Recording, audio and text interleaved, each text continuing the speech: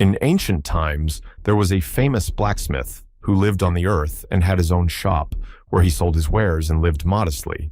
One lucky day, the blacksmith was lucky enough to work with the kingdom of Cairo, and it changed his life for the better. At the time, there was a military conflict in the countries, and for this blacksmith, it was an incredible chance to raise his status in society. After the military conflict ended, the blacksmith was granted the status of a baron. And this blacksmith became the owner of this land and everything that stands on it, and, most importantly, the father of Mr. Roman. This story has been told by a ragged old man to a young brunette in a luxurious outfit for many years. The family's servant is tired of hearing this story, which he has heard so many times from everyone, and wonders why Roman is listening to this legend in a roundabout way. A few hours ago, this same young brunette was wondering if he was the eldest son of the Dmitri family. And this kingdom is called Cairo, located on the Salamander continent, and the world whose name, Murim, does not exist, according to the brunette himself. The overweight servant wonders what has come over the young master, who has never been very smart in principle, but in a state of amnesia, he sees him for the first time. The worst guess is that Roman may be on drugs, and unfortunately, this addiction is popular among rich kids. The man thought that it was true, but he hastened to remind Roman that his bride, a noble lady from the Lawrence family, was coming today. The insanity of the scion of the Dmitri family can be explained by the fact that Mr. Roman spent 25 years in a room, unlike his older brothers, and therefore was nicknamed a fool. The valet reminds Roman that Lady Lawrence appreciates manners, and that it is important, but he coldly asks to be taken to the elder because he doesn't give a damn about this lady. Roman coldly says that living in this world is more important to him than some Lady Lawrence, and the valet is surprised because the gentleman has lived here all his life. But as a servant, he will do anything. The elder of the lands concludes his story by saying that this is all he knows about these lands at the moment. Roman thanked the old man for his help and promised to reward him generously, but the old man replied that it was a real honor for him to talk to Roman. Now the brunette is trying to remember his name in this rebirth, constantly repeating the name Roman Dmitri. But his real name is Baek Jung-heok, and he is a true martial arts practitioner who lived a tumultuous life and peacefully accepted his death, so I achieved my goal. But by some miracle, he woke up in the body of Roman Dimitro and wonders whether it is the will of heaven or a punishment for his sins committed during his lifetime. Suddenly, the brunette jumps up when he hears a strange sound for the calm atmosphere of the city. Some people crowd the red-haired boy and trample him into the dirt, calling him a freak who should die for his quality of sin. The people around him are as worried as ever, but they don't risk standing up for the unfortunate man, which makes it clear that he is being pressured by members of some gang. The unfortunate red-haired young man is beaten to death near the vegetable stand where he was selling vegetables on the square. The freaks look at the beaten red-headed young man and call him a miserable gutter bastard. I wish one of the bastards would have pierced the head of the red-headed young man as he pushed his offenders away with his last strength. Roman's valet tries to follow his restless master under the frightened gaze of the crowd and asks for directions. The servant immediately recognized a red tattoo on the shoulder of one of the bandits, which scared the man to death. The valet is seriously frightened and turns to his young master. But there is no emotion on the young master's face as he looks at this whole situation when the full-bodied servant addresses him. The valet warns Mr. Dimitro that it is none other than the Bloody Fangs, but the brunette asks him without understanding who they are. The valet explained that it was a group of creditors operating not only on the lands of the Dimitro clan, but also in all the neighboring territories. It was a kind of office. The man realizes that the red-haired boy owes a great debt to the Bloody Fangs and suggests that Roman just pretend that they didn't see anything, but it's too late. Roman rushed forward to the crowd of freaks and calmly asked them to leave the red-headed boy alone, but they didn't understand. The unfortunate valet, who was assigned to look after this offspring, runs after him, and only his presence can give away who is facing these bandits. As Roman gets closer, it becomes easier to recognize the face of the youngest son of the Dimitro family. A bald bandit with a scar on his face asks if this tall, handsome fellow is Roman Dimitrii, without expressing any emotion. Looking at Roman's unemotional face, the bandit thinks that he is stressed out because of his status as a nobleman and thinks that he can do anything, considering him a moron. The bald bandit threatens Roman, hinting that he should leave before he gets hit in the face and let him go in peace and not disgrace his family's name. The loyal servant named Hans is seriously scared for his young master, and it is understandable that he suggests that he should stay out of trouble and leave while the wind is blowing. After all, this is a gang of bloody cliques, and it is not desirable to interfere. But having shut up Hans, Roman needs him to think for himself who broke the law here. It is necessary to understand who is to blame and what punishment should be imposed, and Hans realizes that although the guy is guilty of not being able to pay the gang on time, there is one exception to the rule. Whatever the case, the bloody cliques have no right to resolve such issues on their own, let alone by brute force. Therefore, the punishment for their actions, according to the laws of the land where they live, will be execution. When the bandits hear this, they freeze with a bit of skepticism in their eyes, because it is not the first time someone has threatened them. The servant is rightly afraid of the escalation of the conflict and can only keep quiet, hoping for the best way out of the situation. Roman Dmitri hints for the last time that the Bloody Fangs have violated the law of these lands in the most gross way and will be punished for it.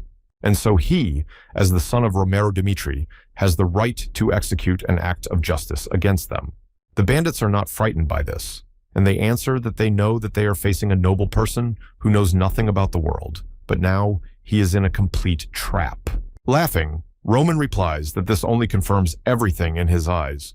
The bald bandit has no idea what this dressed-up dude is talking about. Roman Dmitri called the bandits just a bunch of human waste, and since they have the honor of speaking to the lord of the land, he didn't give a damn about their occupation. The bandits could not have expected such a response, so they immediately order Roman to attack from all sides and teach the rich son manners. And the bald bastard is the first to rush at Roman with his face twisted with anger. The bandit expected only that the boy would immediately give in and surrender to the mercy of the bandits, but this did not happen, and the brunette repelled the attack. In front of the entire crowd, Roman uses an ordinary branch to inflict life-threatening injuries on someone who has gone against the law and the authorities. Throwing the wounded bandit to the ground, Roman goes to meet the other bandits with a bloody rod. With their knife blades out, the bandits are ready to attack the rich fool, who they think is crazy, and take revenge for their leader. Hans rushes forward to stop his master from doing the irreparable and save him and then himself from execution. A bandit with an Asian face rushes forward to take Roman's head off. But the ditch dog's efforts were in vain, as Roman dodged the attack with ease. And not only did he dodge, but he got his ass handed to him, flying to the ground in pain like the sack of shit he really is. Roman, like a berserker, smashes to smithereens those who dare to raise a hand against him, demonstrating his incredible strength. Poor Hans can't believe that this strong young man who throws bandits like shit is a legendary fool. The man can't believe that he is the same Mr. Roman, known as a fool, who has been in isolation from the world for 25 years. When Baek Jung-hyuk opened his eyes again, the first things that caught his eye made everything clear. The first thing Baek Jung-hyuk saw when he opened his eyes was a will written by Roman and several pills on the floor. The Kingdom of Cairo, which was constantly involved in military conflicts, chose a representative from each family to serve the kingdom. And Roman, who was chosen as the representative of his family to join the army, committed suicide because of fear, and this was a life that the young man never lived. At the moment, the owner of this body is the leader of the heavenly demon sect, Baek Jung-haek, and since he has taken this body, he will live as Baek Jung-haek. Needless to say, Roman Dmitri has dealt with the gang of bastards once or twice, and now it's just a matter of time. The young aristocrat heard the words of one of the bandits who shouted that Roman was a real monster. But one degenerate managed to survive and is now on the run, calling Roman a real monster. The degenerate did not have time to escape, as he was grabbed by the aristocrat's strong hand and stopped in his tracks. In a panic, the bastard starts screaming and demanding to be released because he is afraid for his own life. Since the whole group acted according to their plan, breaking all the rules, it is necessary to uphold the law. And although Roman will not take the man's life, he will be held accountable for his actions. Hearing the fate that awaits him, and seeing the metallic shine of the sword, the man begins to scream loudly, begging for mercy. The man's tongue was cut off according to the laws of the land, as Roman had promised him, leaving the degenerate alive. But according to the laws of the land, he is now mute. The people who witnessed this bloody scene are watching with horror what is happening on the... A bloody Roman tells the crowd his full name and says that if anyone has any comments on how he put the bandits in their place, they should tell him personally. Baek Jung-hyuk was the one who, thanks to his incredible strength, rose to the top of the Murim world. Hundreds, even thousands of masters challenged him to be severely punished and lose their lives as losers in battle. At the moment when the spilled blood of his enemies formed rivers, the whole world realized that Murim was completely under the power of the sect of heavenly demons. But now he needed so much energy to deal with a gang of street thugs. But one way or another, it is a great achievement to finish off a group of the continent's most important thugs for a second. A bloody Roman orders Hans to call the guards and report what happened, and tell them to have someone take care of it, as it should be done. The frightened Hans immediately and without further ado accepts his master's order. When the servant runs away, Roman looks at his bloody hands with a cold look. Baek Jung-hyuk notes how empty and useless this body is, as it has almost no vital energy, and the energy flow is simply terrible. Baek Jung-hyuk is seriously thinking about collecting as much information as possible about this world and doing everything to upgrade his body. But the voice of the rescued red-haired farmer pulls him out of his thoughts.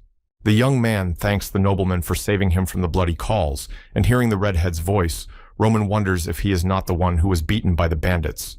Roman replied that the young man had misunderstood everything and that he had not interrupted the bandits because he had a noble intention to help the redhead. The bloody fangs broke the law, and Roman had to punish them for it, and the redhead is not excluded, so he must tell everything if he does not want to repeat their fate. Unless, of course, the beaten redhead wants to keep his tongue in his mouth and be able to speak. Red understood and replied that his parents had taken out a loan for land for farming, and they would have easily paid off the gang if they had sold the crops. But these bastards destroyed all their crops that the family grew to sell. Because the entire harvest was destroyed, the redhead's family had nothing to sell, and it is clear that they could not pay the bill. The Bloody Fangs did it because they wanted to take away the younger sister of the red-haired farmer's son, and he cries that it's not fair and they have never hurt anyone. The red-haired farmer doesn't care about himself and begs to at least save his younger sister from the hands of these bastards. Although the cold Roman didn't show it, something in the young farmer's eyes caught his attention that made such an unusual impression on them. When you look into these eyes, you get the impression that you are looking at a mad demon who was one of the 4 heavenly kings in Murim. If you think about it, he also met one such crazy demon in such a neglected place, forgotten by the gods in the dump of humanity. Roman asked the name of the red-haired farmer's son and was told that his name was Kevin. Before he left, Roman promised to find out more about him and check if Kevin was telling the truth and take care of what happened today. When Roman was leaving the scene of the massacre, Kevin shouted after him words of gratitude for showing interest in his case. It may be a simple feeling, but Roman is sure that this is not their last meeting, and they will see the redhead again, but when is unknown. Meanwhile, Lady Flora Lawrence is riding in a carriage and is informed by a servant that they will soon arrive at the land of the Dmitri family. And very soon, she will meet face to face with this very Roman Dmitri and find out what he really is and how he is described. Just a month ago, the question of marriage with the Dmitri family was a hot topic, and the girl could not believe that she would be married to someone from the Dmitri family. The father explains to his daughter that their position in the social arena is so precarious that she will have no choice but to marry Roman. The blonde cannot believe that she will have no chance but to marry this notoriously stupid man of the family, Dmitri. Marrying someone from the Dmitri family, knowing that they are or were all minors in one way or another, seems to her a complete fiasco. The haughty blonde wanted to say that this was too much, but her father quickly shut her up and made her listen. Even without looking at his daughter because he was so ashamed, Lord Lawrence admitted that he was sorry that he had to do this and use her as a tool. The servant's voice emphasizes that they have finally arrived at the place, and that this does not make Flora feel any better, and the girl is understandable because she is scared like any other girl. Flora should have first married the second son of the family, Dmitri, who has a wonderful future ahead of him, not this fool Roman, the recluse. But even such a simple, normal desire of a young girl is not allowed to come true, and this is really sad, because her eldest son, Roman Dimitro, is the one she is forced to marry, and she sincerely believes that he should be the one who wanted this wedding.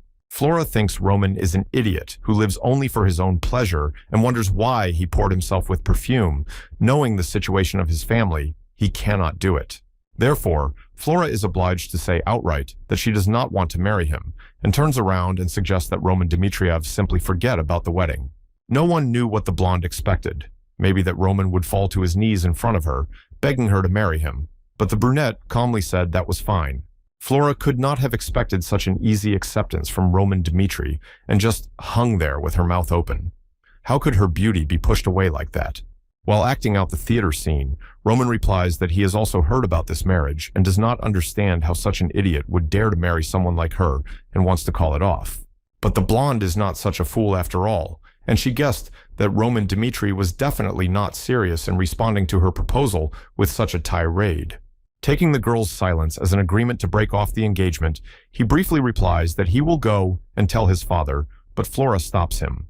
Roman asked the blonde what had happened, and she stammered and replied that she had heard that it was his wish to marry her and to be his wife. Flora explained that she was shocked that Roman wanted to call off the marriage without a good reason, and after listening to the girl, Roman asked her if she wanted to get married or not. The blonde answered honestly that she didn't really want to get married, and Roman said that they both agreed to end the marriage, so he suggested ending this conversation here and now. Roman reassured the girl that he would take responsibility and that she shouldn't worry because he was already an idiot of the Dmitro family, and it would be okay if he was also divorced. The blonde sincerely does not understand what has come over him and cannot believe that she has been abandoned so easily by this proud idiot Roman. Now, looking at him, she cannot believe that this quite intelligent, rational, and cold young man in front of her is called an idiot by the people, and the door slammed shut in front of the blonde's face, leaving her alone with her own thoughts and to think about all her doubts and fears. The father is furious that his son dared to declare the marriage annulled and screams like a madman, and Roman replies that he has already agreed with Flora. His father calls Roman an idiot, whom he tried to save from the title of idiot of the Dmitri family, because marriage to the Lawrences would have made them real nobles. And all he had to do in this regard was simply marry the daughter of a nobleman. But he could not even do that, for which Roman coldly apologizes. The father threw a heavy glass at his son's head and asked him if he really thought that a simple apology would fix all his past mistakes. If everything had gone smoothly and Roman had gotten married, the father would have postponed his son's military service. But now he has to go to the front 6 months later, and what will his son say about it? With a bloody head, the son listens to his father, who says that he heard that Roman had problems with the bloody fangs, who tore him up twice, but thinks that his son got help. The problem is that the blood fangs are a rather dangerous and powerful group that even he cannot do anything about, and he emphasized that his son is now on his own. Since the son could not fulfill his debt, now he will deal with his own problems and everything that comes to mind, thinking that it will affect Roman. Bako seriously thinks that now his son will cry as usual and beg for mercy, begging his father for forgiveness for his so-called irresponsible actions. But the cold Roman, with his head bloody, replies that he is ready to take full responsibility, promising to sort it all out. The father doesn't believe that his so-called idiot son would say such a thing, but Roman explains that it was all his fault, and now he has to take responsibility. And Roman left the room, leaving his shocked father alone with his thoughts and not hearing him ask his son to stay. As soon as the brunette walked out the door, he immediately wiped the blood from his face, as if it happened to him every day when Flora called out to him. The girl asks if he is in his right mind at all, and in response, Roman reasonably asks what she is still doing here since he told her to get out.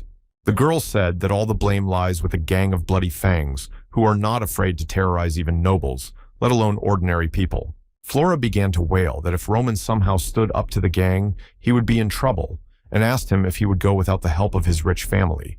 Blondie emphasizes that everything will be fine if Roman just apologizes to his father, and everything will be fine. After listening to this brilliant tirade from the girl, Roman turned around and coldly asked why the hell Flora thought he should do it. Flora began to stammer, justifying her words, but Roman quickly shuts her up, hinting that she really doesn't know her place in society. Hans prepares his master and sprays perfume on him, listening to his master's complaints about the pungent scent. But he smells of blood and the suit is too tight. Since this is Roman's first meeting with a lady of the Lawrence family, Hans asks the host to show Lady Flora due respect. A young aristocrat cannot believe that he has to think about marriage, since he has just started to explore this world, and this marriage will become a big problem. But Hans is right. Even though it is not the right time, we must show respect for Flora. Before leaving, the servant asks his master to wait for the guests downstairs. Roman knows that he has no reason to disrespect a girl who has not caused him any trouble, so he should politely refuse the marriage. The goal was to dissolve the marriage so as not to hurt the girl's feelings, and that's what he wanted to do, but Flora seemed not to respect his feelings. This untied his hands and gave him reasons not to show her any respect at all. So Roman said straight to the point that this lady Flora was a very arrogant young lady. Roman understands what she is getting at, and hints that Flora did not think about his circumstances when it came to breaking off the engagement.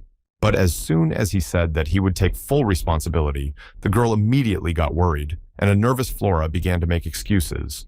Roman coldly replied that since the engagement had been broken off, Flora had no right to interfere with his decision. So the son of the family, Dimitro, replied that that was all and their conversation was over, so Flora could be free. Since their whores have broken up, Roman suggests that they never meddle in each other's personal affairs again.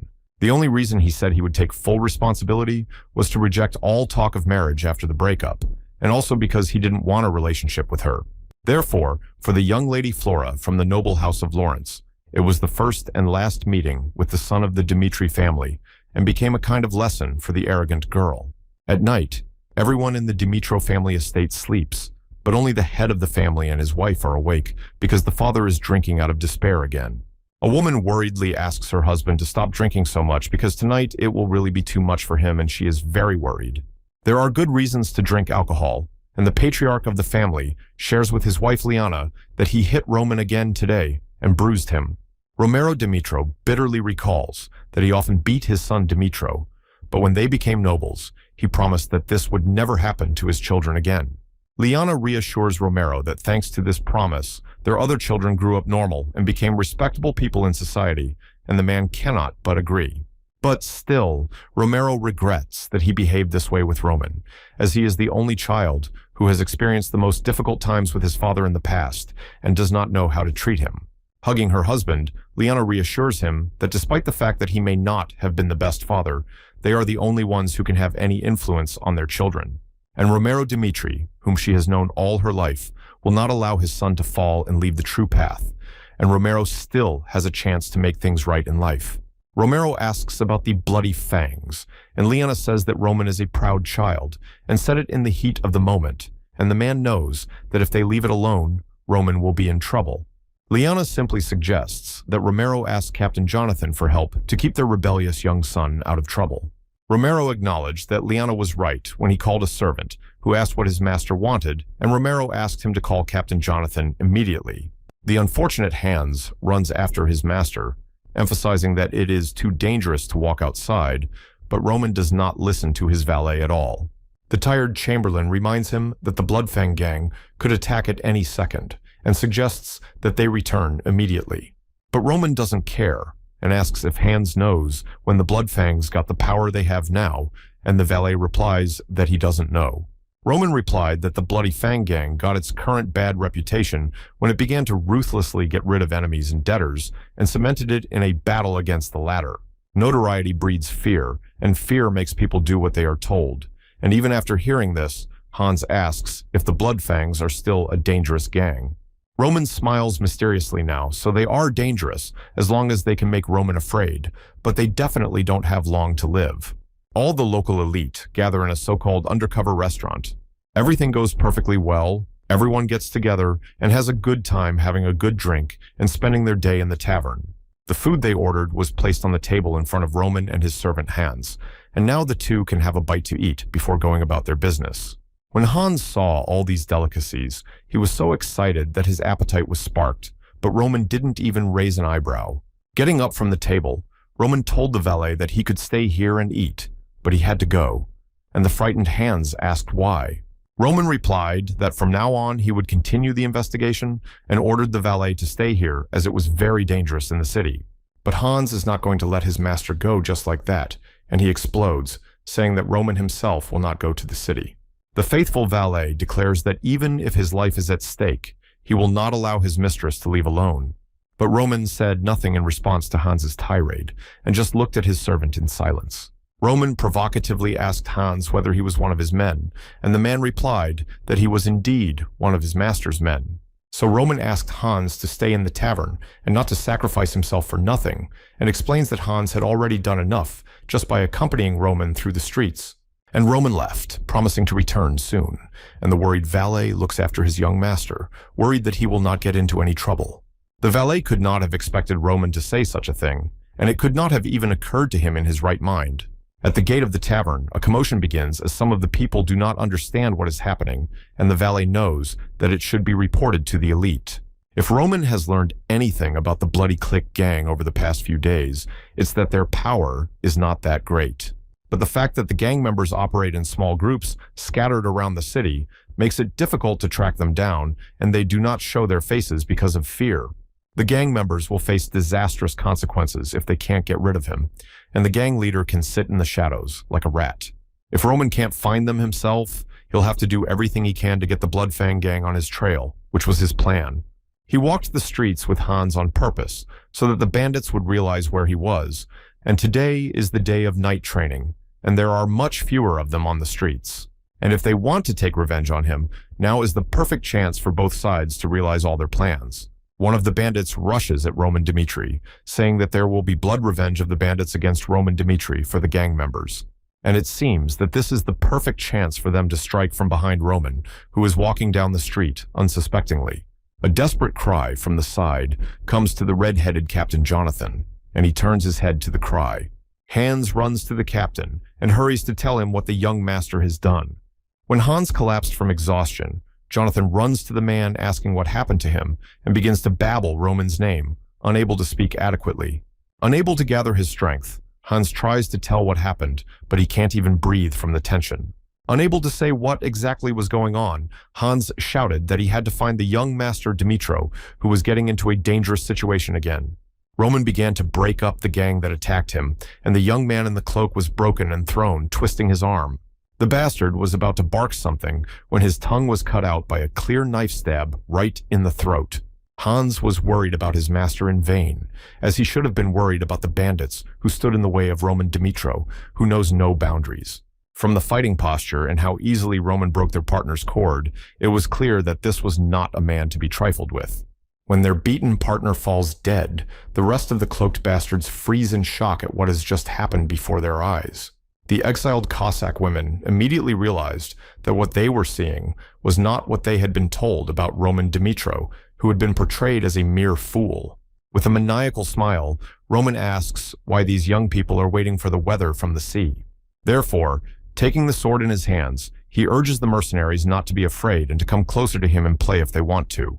The knights gathered around and ask if it is true that young Master Roman went into the city without a guard to deal with the Bloody Fang. When the two red-headed knights heard the favorable answer that Roman had gone into the city unaccompanied, they were shocked, but for some reason they were not surprised. Jonathan laughed when he heard this because he couldn't believe that Roman would really risk going out face-to-face with a gang of bloody fangs, let alone fight them. The knights think that Hans may be joking about this, but he aggressively replies that he would never joke about such things, and this is the truth. While Hans is crying out that they have no time and need to leave immediately and hurry, Jonathan is thinking that everything is too strange here, everything is coinciding on both sides. Initially, Romero asked Jonathan for help because Roman had gotten into a conflict with the Bloodfangs and asked for help for his son, so it was serious. The red-haired captain doesn't understand what kind of a fool you have to be to get into a fight, even if you don't know how to hold a weapon properly. But an order is an order, and Jonathan ordered his men to immediately take up arms and march. Without hesitation, the knights went on guard. Jonathan orders the knights to go to where the young master is now and explains that no one will touch the young master while they are there. The red captain realizes that if everything Hans said is true, then Dmitri is definitely a complete idiot. The frightened bandits stare at the body of the young son of the clan, Dmitri, who has been punished by the hand of the clan for his sins and cannot believe what they are seeing. The bandits cannot even move when they see this in front of them and hear the call not to stand aside and not to be afraid to fight against it. It is the bandits who must be rescued, as Roman Dmitri is not going to let those who dared to challenge him live.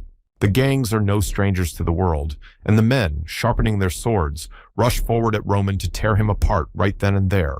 But Roman didn't even move and stood frozen in place in front of his attackers, not even moving to repel the attack. And again, the attacker's blade passed by Roman, who dodged the knife stroke, kicking out in front of his attacker, clutching the sharp knife. When Roman stabbed his partner in front of a bald goblin-like bandit, the latter raised the knife above his head, attacking the brunette. The bandit lunged forward, swinging a sharp blade at Roman, but he dodged the vile attack with unprecedented ease. Roman easily repelled the bald bandit's attack by kicking him in the leg and knocking him aside and laying him on his shoulder blades. Like a sack of shit, the bald man flew to the side and now lies next to his partner on the cold pavement in the backyard. After beating up the bandit, Roman asks if this is all the bandits could show him and looks at the beaten bastards on the ground in front of him, and the bald man starts babbling. Baldy says that if he takes Roman's life right here, he will never be safe again, and Roman asks if he is serious, because he has already killed 2 people, and the bandits are talking. Roman raises a sword over the bandit and suggests that he answer his questions wisely, otherwise the conversation will be conducted in a slightly different way and will definitely be very painful. Roman easily drove the knife blade into the bandit's hand, and the bandit yelped in pain as the blade pierced his palm as a warning of Roman Dimitri's intentions. So, looking directly into the bastard's eyes, Roman asks him directly and without ceremony who the leader of this gang is. Everything is as calm as ever in the city, and there is nothing to suggest that there might be any problems. In the bar, everything looks like usual. Patrons gossip and drink beer, unaware of what will happen a few minutes later. Suddenly, an unknown tall man in a white, bloody, disheveled shirt walks into the bar, dirty, and silently goes straight to the bartender. The bald bar owner wanted to say hello to the visitor, but when he saw the state of the visitor, he began to stammer with fright. When the bald bartender saw who was standing in front of him, he greeted the young man, and Dimitro answered the greeting quite calmly. Looking at the stranger, people whispered that it was Roman Dimitri, and asked what he was doing here and why he was coming to this bar in the first place. The bandits rightly think that the nobleman is looking for something here, and the bartender asks what the owner will order, and Roman orders a drink called the Tear of Dawn. But the bartender replied that they didn't serve that kind of drink and suggested that the visitor choose something else, and Roman pretended to agree to the offer. Roman looks at the customers and the bartender who are eating him and asks for something strong to satisfy his thirst, as he has some business in the morning.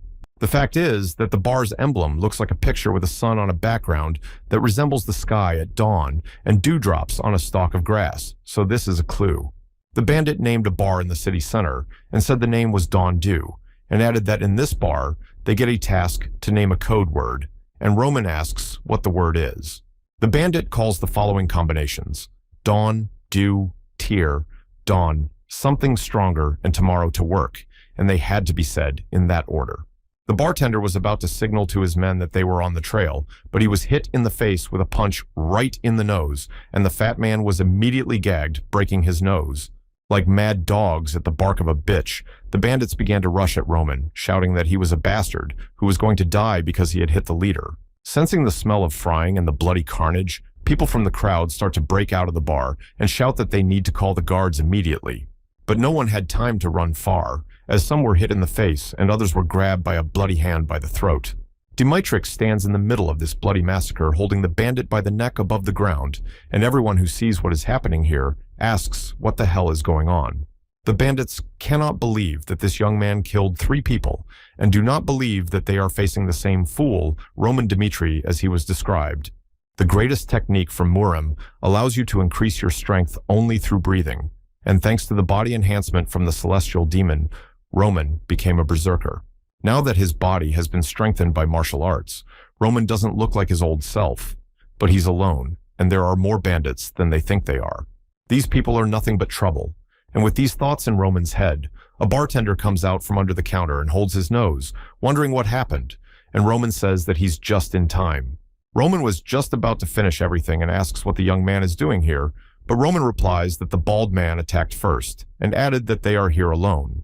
Approaching the beaten and frightened bartender, Roman declares that he is very curious about something and offers to talk to him about something very interesting. Meanwhile, Captain Jonathan arrives at the bar and wonders what the hell happened and who did it. When Jonathan sees the bandits scattered like cards from a deck of gangsters, he wonders if the young master did it, as he does not fully believe it. One of the knights descends to report that there is a survivor on the mountain who assures him that the young lord has gone to the Lawrence. The tired captain is irritated and asks why the master has gone there. The fact is that the man said that the main base of the Bloodfangs is in the possessions of the Lawrence. An hour ago, while interrogating the innkeeper, Roman hints that it is in the interests of both sides that he speaks, and that he is now missing 2 fingers. But the innkeeper tells him to go to hell and is ready to remain silent until death. But Roman sadistically says that he loves people who remain silent even after torture and are not afraid of death, because they usually have a lot of information and knowledge that the enemy needs. But the innkeeper asks for death, which surprises Roman. But Roman doesn't want to let go of his toy just like that, so he starts looking around the room for something that might lead to a confession. And Roman begins to climb all over the room in search of an object of coercion when he sees a family photo of the innkeeper and the boy together on the nightstand. Found it. This will be the subject of manipulation, which, like the bloody clicks, will blackmail this fat bastard until he breaks. Without a shadow of emotion in his voice, Roman hints that he can simply hunt down and kill his son, emphasizing that the choice is up to the innkeeper and no one else. When the innkeeper saw that Roman had reached his Holy of Holies, he became furious and his eyes were bloodshot. But the bald man is not going to say anything and says that the photo is anyone but his son, and Roman says that they look alike, so to speak. As one would expect from a true father, the innkeeper explodes when an aristocrat dares to threaten him with a lowly massacre of his family. Looking at the family photo, Roman says that he recently accidentally learned something interesting about the Blood Fang clan, that people give their lives for revenge. And from here, the aristocrat realized one interesting thing. These guys are not really freaks, but they are simply in debt to the Bloody Fang, and that's the whole reason. The Bloody Fang does not disdain crimes to drive people into debt, and turning the debtor's family into slaves is a matter of course for them. And here is the ugly truth about the Bloody Fang as it is. They put people on the edge of the abyss by threatening to kill their families in case of failure to fulfill their duties, and this idea is the most reasonable in this situation. Even though he is missing 2 fingers and has a broken nose, the innkeeper replies that even if he knows the truth, Roman will not achieve anything. The aristocrat replies that a bloody click always gets what it deserves, and hints that the innkeeper should think carefully because he would not be so sure about this. To put it simply, Roman promises to take the life of the innkeeper's son and swears by the glorious name of his family that he will do it. He will order his soldiers to find a young man and then very slowly torture him and take the boy's life in agony and pain. But before he does so, Roman gives the innkeeper one last chance to prevent something that could cross out his entire life forever, and the choice is his. Either to keep silent for the sake of the Blood Fang and subject his son to brutal torture and death, or to share information for revenge on the Blood Fang. One way or another, the true base of the Blood Fang is in the backyard, where the most interesting things will happen now. The leader of the gang is informed that Roman Dmitri has scattered an entire unit in a solo attack, and the leader realizes that if people of the Dmitri family interfere, they are definitely screwed. But the stubborn bandit chieftain refuses to believe it, because in his opinion, Roman Dmitri is not capable of such a thing. Gray-haired man cannot believe that they wanted to get rid of Dimitro's family and take over the power for themselves, and that the whole unit was broken up by a man who was evading service. The leader asks where Roman is now, and is told that he has just left the land of the Dimitro family, and suspects that the information was knocked out of Dawn's due. The leader asked if Roman had gone there alone, and, receiving an affirmative answer, said that he was mocking them, and dared to attack their bases on his own without support. Ordering his assistant to gather all his strength, the leader ordered to get rid of Roman before the knights of the Dimitro family reached them and dealt with the asshole. The bandit promises that today, Roman will be mercilessly killed and his body will be hanged in the town square in revenge for his audacity and challenges. In the Lawrence family room, important negotiations are underway, and someone mentions that the Barco family has taken out a debt from a gold bank, and the only reason is to prepare for something. The outbreak of military conflict is only a matter of time, and they must gather their forces first to prevent the conflict. But so far, Lord Lawrence is silent in thought. In the end, the man began his speech by saying that he understood that the military conflict could not be avoided, but did not think that it could happen as written in the documents. The Barco family has written this in the documents. The other members of the commission cannot believe that the central government has taken the side of the Barco family, and that this is the beginning of the end. At this rate, the Barco family will seize all the land, and other lords are shouting that the land must be kept at all costs, as the Lawrence family lives off the land. Fertile lands are the key to their existence, but according to the document, their ancestors owe the Barco family the land, and this cannot be true, but still, there is a problem here. The House of Lords believes that the central government has done something behind their backs, but Lord Lawrence asks them to leave it as it is, because everything will depend on them. No matter what happens, they will not give up the land, and if it happens, other families will come like hyenas to take a piece of their land. Since the Barco family had become a wall, they had to resist, and that's why they married the Dmitri family. And everyone remembered the Dmitri family as the richest. No matter how much money these Barcos borrowed, they were unlikely to be richer than the Dmitri family, and that is why the Lord gave his only daughter to Roman. When Lord Lawrence sadly stated that he had put his only daughter under Roman, another lord replied that it was for the sake of the Lawrence family, and as the head of the family, he should not be punished. Meanwhile, Flora is eavesdropping outside the door, and now that she has heard everything, she realizes what a mess their entire continent is in because of her. She is the one who broke off an important engagement, and now doesn't know how to look her father in the eye. But regretting what she has done is no different than marrying an idiot. But now the fate of her entire family and country is at stake. But she has to tell her father that she cannot marry someone she doesn't love, but she heard a knight shouting from behind her. Frightened and bewildered, Flora looked after the knight, who was running scared, shouting his master's name to draw attention to what he had to say. The knight rushed to the door to enter and immediately greeted Lady Flora, who was standing outside the hall, who was seriously alarmed. The knight opens the door and announces urgent news for the Lord, which attracts the attention of the young lady and shouts for the devils to open the door. From below, the red-haired Captain Jonathan shouts, ignoring the guard's protests and emphasizing that Mr. Roman is in mortal danger. If something happens to Mr. Roman, Jonathan will not forgive him, and the entire mounted army hints that there could be a very big trouble for the Lawrence family.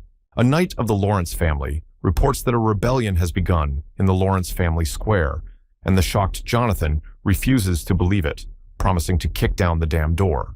Before their eyes, something very terrible begins, and they watch as someone's body is dragged by the legs across the square, leaving bloody traces for the sting of the commoners. It was none other than the gang leader who had been beaten by Roman and was begging to be spared and left alive, crying. Roman drags the head of the gang across the square, who kicks and begs the brunette for mercy, but he is deaf to his cries. The gang and their leader believed that their opponent would be just a fool from the noble part of society who would not put up any resistance and would die easily. With only one person as a target, it should have been an easy task, and there were several of them, armed to the teeth and with a plan of action to win. This should not have happened because they simply could not lose, and it was absolutely impossible with such plans for this stupid aristocrat. But all his men were killed like dogs, and when the leader saw the dead bodies of his bandits, he froze in complete shock and fell to the ground in utter despair. The gray-haired head of the gang realizes that now he is definitely finished, since this Roman, whom he considered a fool, is now cutting him down like a lousy dog. The man realizes that he is going to die, and the fear of death is spinning in his head, as the fear of death is much stronger than the thirst for revenge. No matter how much this bastard begged for mercy, Roman was not going to spare him, and dragging him to the central square, he threw the leader onto the pavement like a sack of shit. The crowd wants blood, bread, and spectacle, so although most of them are scared, they begin to gather around Roman, who stands over the defeated gang leader. The beaten gang leader begs for mercy, promising that in exchange for mercy, he will do anything and become Roman's faithful dog for the rest of his life. Roman declares with a cold smile that the head of the bloody cliques will become his lapdog, and this is an obvious thing that should not be in doubt. As he puts the bandit's forehead on the ground, Roman calls out that the head should have said this before he bared his fangs and attacked Roman and shed blood. Roman explains that he is the leader of the gang of Bloody Fangs and that people need to know exactly what kind of asshole he really is and therefore have no right to resist his actions. The gang of the Blood Fang crossed the path of the Dmitri family, and they deceived people in a dirty and low way, driving them into debt and threatening to kill their families. And they tried to take Roman's life so that he could not interfere with them in any way, and this was a crime of the Bloody Clique gang for which their leader will be punished. And so, in the eyes of all people, evil must be punished and pulled out completely by the roots as the very weed that the whole gang of Bloody Fangs is.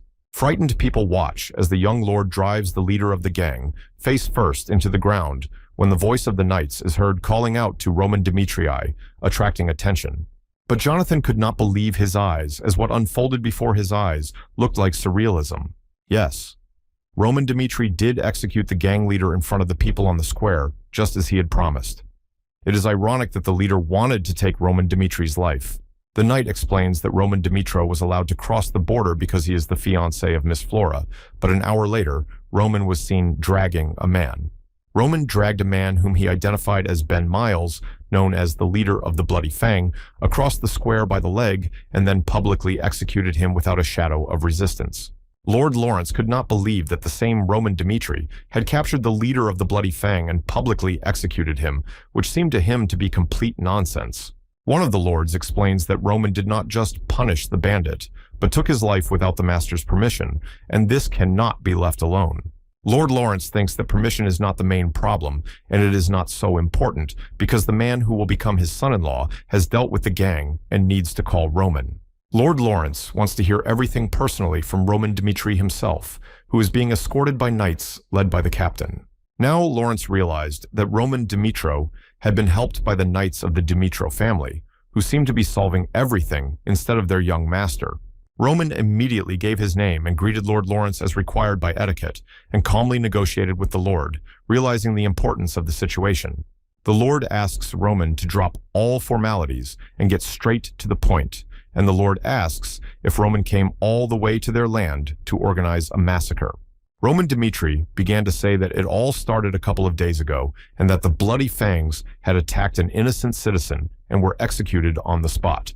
All the while, Flora was watching them, eavesdropping on everything that was happening behind the half-open doors of the meeting room and the conversations of all the council members.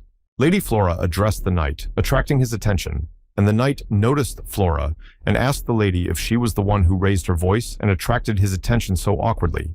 Lady Flora asked if the man brought by the knight was Roman Dmitri, and wondered why he was here and why he went to her father's office.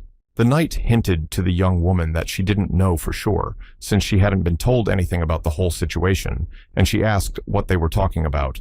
Roman Dmitri explains that after the attack on the civilian, he decided that he could not just leave the whole situation, and therefore went straight to the bandit's lair.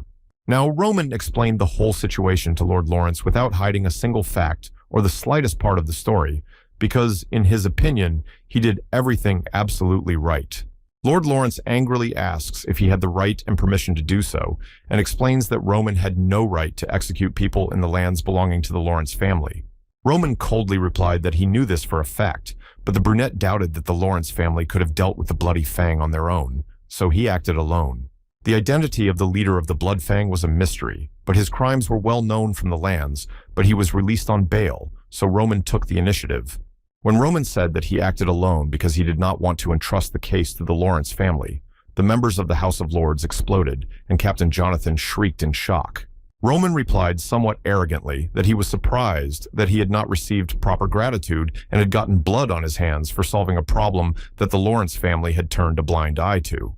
Therefore, Roman has one question for Lord Lawrence and asks whether he really believes that Roman has made some mistake for which he should be condemned here. Lord Lawrence asked his lords if any of them knew someone like Ben Miles, and they knew that he was a criminal, but they had no idea that he could be a leader. Lord Lawrence listened to everything and asked to close the topic, and admitted that if the Lawrence family had taken care of this earlier, all the bloody things would not have happened at all. Roman promised that he would reward Captain Jonathan later and let him go, and the Red Knight agrees to leave, as Mr. Roman asked. When the House of Lords was dissolved, Lord Lawrence and his colleague were left completely alone to discuss everything else in this situation with Roman and the gang. Suddenly, Lawrence begins to burst out laughing, and the frightened assistant asks what is happening to his master in front of him. Lord Lawrence admitted that Roman Dmitri had shot him and could not believe that he was the same Mr. Roman Dmitri who had been called an idiot. The assistant hints that this cannot be forgotten, and Roman will become Flora's husband because it takes courage, and he needed to bring Flora and tell her everything. On the way home, Jonathan asks whether the young master should have rebelled and bared his teeth to the Baron, and warns that although everything went well, the Baron could have been angry. Roman replied that the Lawrences were not responsible for what had happened, and that all he had done was to show that they were safe, and that the Lord did not know about the breakup. Hearing that Lord Lawrence would not want to punish his daughter's fiancé, Jonathan realizes that Roman had a plan, and refuses to believe that he is facing Roman. So maybe it is Roman Dimitro, But it is a completely different person than the one he knew personally all those years before. And it is definitely a different person. Peng Jung-hyuk is none other than the son of a heavenly demon himself, born in the depths of black chaos in the midst of devastation. If he really has the skills and talents to become a true descendant of his father, he must prove it by crawling out alive from the cold, hard ground. The heavenly demon father coldly declared that Baek Jung-hyuk's death would be nothing to him, since he was one of his 12 children, and he would always make new ones. So the only way to prove anything in this world is to seize power over everything at any cost, and regardless of the sacrifices. Young Baek Jung-hyuk is surrounded by children of all ages and sizes, and the whole group does not promise young Baek that they will play with him peacefully. And so it was. And little Peck got hit in the face so hard that a tooth was knocked out and the child's tongue was taken away from him because of the pain, and he coughed from the painful shock. The biggest of them all, after hitting Peck on the head, looks down at the beaten man and says that he thought the son of a heavenly demon was good at something, but he is just a snot. But as a true son of his heavenly demon father, Peck immediately explodes and bares his teeth in anger, showing that the attacker will definitely be hurt. But little Peck got hit in the face again with such force that he flew to the ground because he did not expect it, and it really hurt. The other little boys look at the beaten, gray-haired Peck, and rightly so, in their opinion, wonder what kind of jerk is this in front of them now beaten like a lousy dog. Usually, children are protected by their parents while they are young and not yet old enough to fend for themselves and protect their childhood. But a long time ago, little Baek Jung-hyuk was thrown like a drowned puppy into a cruel world where the strongest member of the human race will survive. Meanwhile, young Mr. Roman Dmitri is relaxing in the hot, fragrant water after such a busy and bloody day in this world. Baek Jung-hyuk admits that in Roman's body he is very tired, which is very strange for him since in his native body he was the invincible son of a heavenly demon. After Peck was reborn in the body of Roman Dmitri in a body unknown to him, he really went through a lot, and it really tired him out. With a tired look, the young aristocrat examines his new body, evaluating it, and thinking about what could have caused such a quick fatigue. Most of the problems are related to the bloody fang, and to destroy it, he demolished everything that stood in the way. But Peck in the body of Roman has no regrets. He tortures and destroys everyone who stands in his way and threatens him, and nothing has changed since he became Roman, but you can't cross the breach. It can be dangerous to act now, and Roman does not fully understand how this whole world works, and his strength is much less now. But what should he do now? Roman was pulled out of his thoughts about what to do by someone's voice from behind the screen, which said that a lord was calling Roman to talk to him, and the aristocrat replied that he was coming. Lord Romero Dmitri nervously taps his fingers on the table, anticipating the difficult conversation that is about to take place between him and his own son. Romero asks Jonathan if Roman really did what the whole town is buzzing about, and the red-haired captain replies that young Mr. Roman has really changed for the better. Romero sarcastically says, "Look, Roman has changed." And the red-haired Captain Jonathan replies that it is clear that the current Roman is not the same as the one they all knew.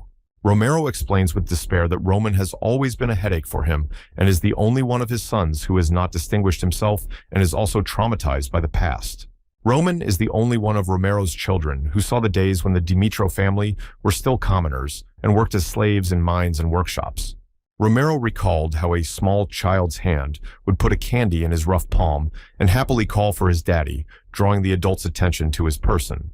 A tired father looks at what his son has brought him, distracted from the hard work of a miner, and asks what his son has brought him and whether it was worth the distraction. Little Roman replied that it was candy for his father, and the man asked if Roman had run here just to give it to him and reminded him that it was dangerous here. Romero reminded his son that it was very dangerous here, but the little boy replied that his father had been working all day, and so he decided to bring his father a candy in the distance. Little Roman promised that if his father ate a candy, he would finish his work faster and come home sooner, where he and his mother were waiting for him. Romero only wanted Roman to be happy, so he treated his son in a special way and allowed him a lot so that he would not be teased for being poor and would not think that he would spoil him. He could never have thought that Roman would turn the wrong way, and he admitted that some part of him gave up on his son, but Jonathan raised his voice. But when Romero heard that Roman had dealt with the bloody fang on his own, his already hardened heart was filled with hope for the best for his son. Romero was warned that Roman had finally arrived at his father's chambers and was ready to negotiate with his father on a very serious topic for both of them. The father admits that it doesn't matter how his son defeated the gang of Bloodfangs, but if Roman really did something like that on his own free will, he's ready to do anything for him.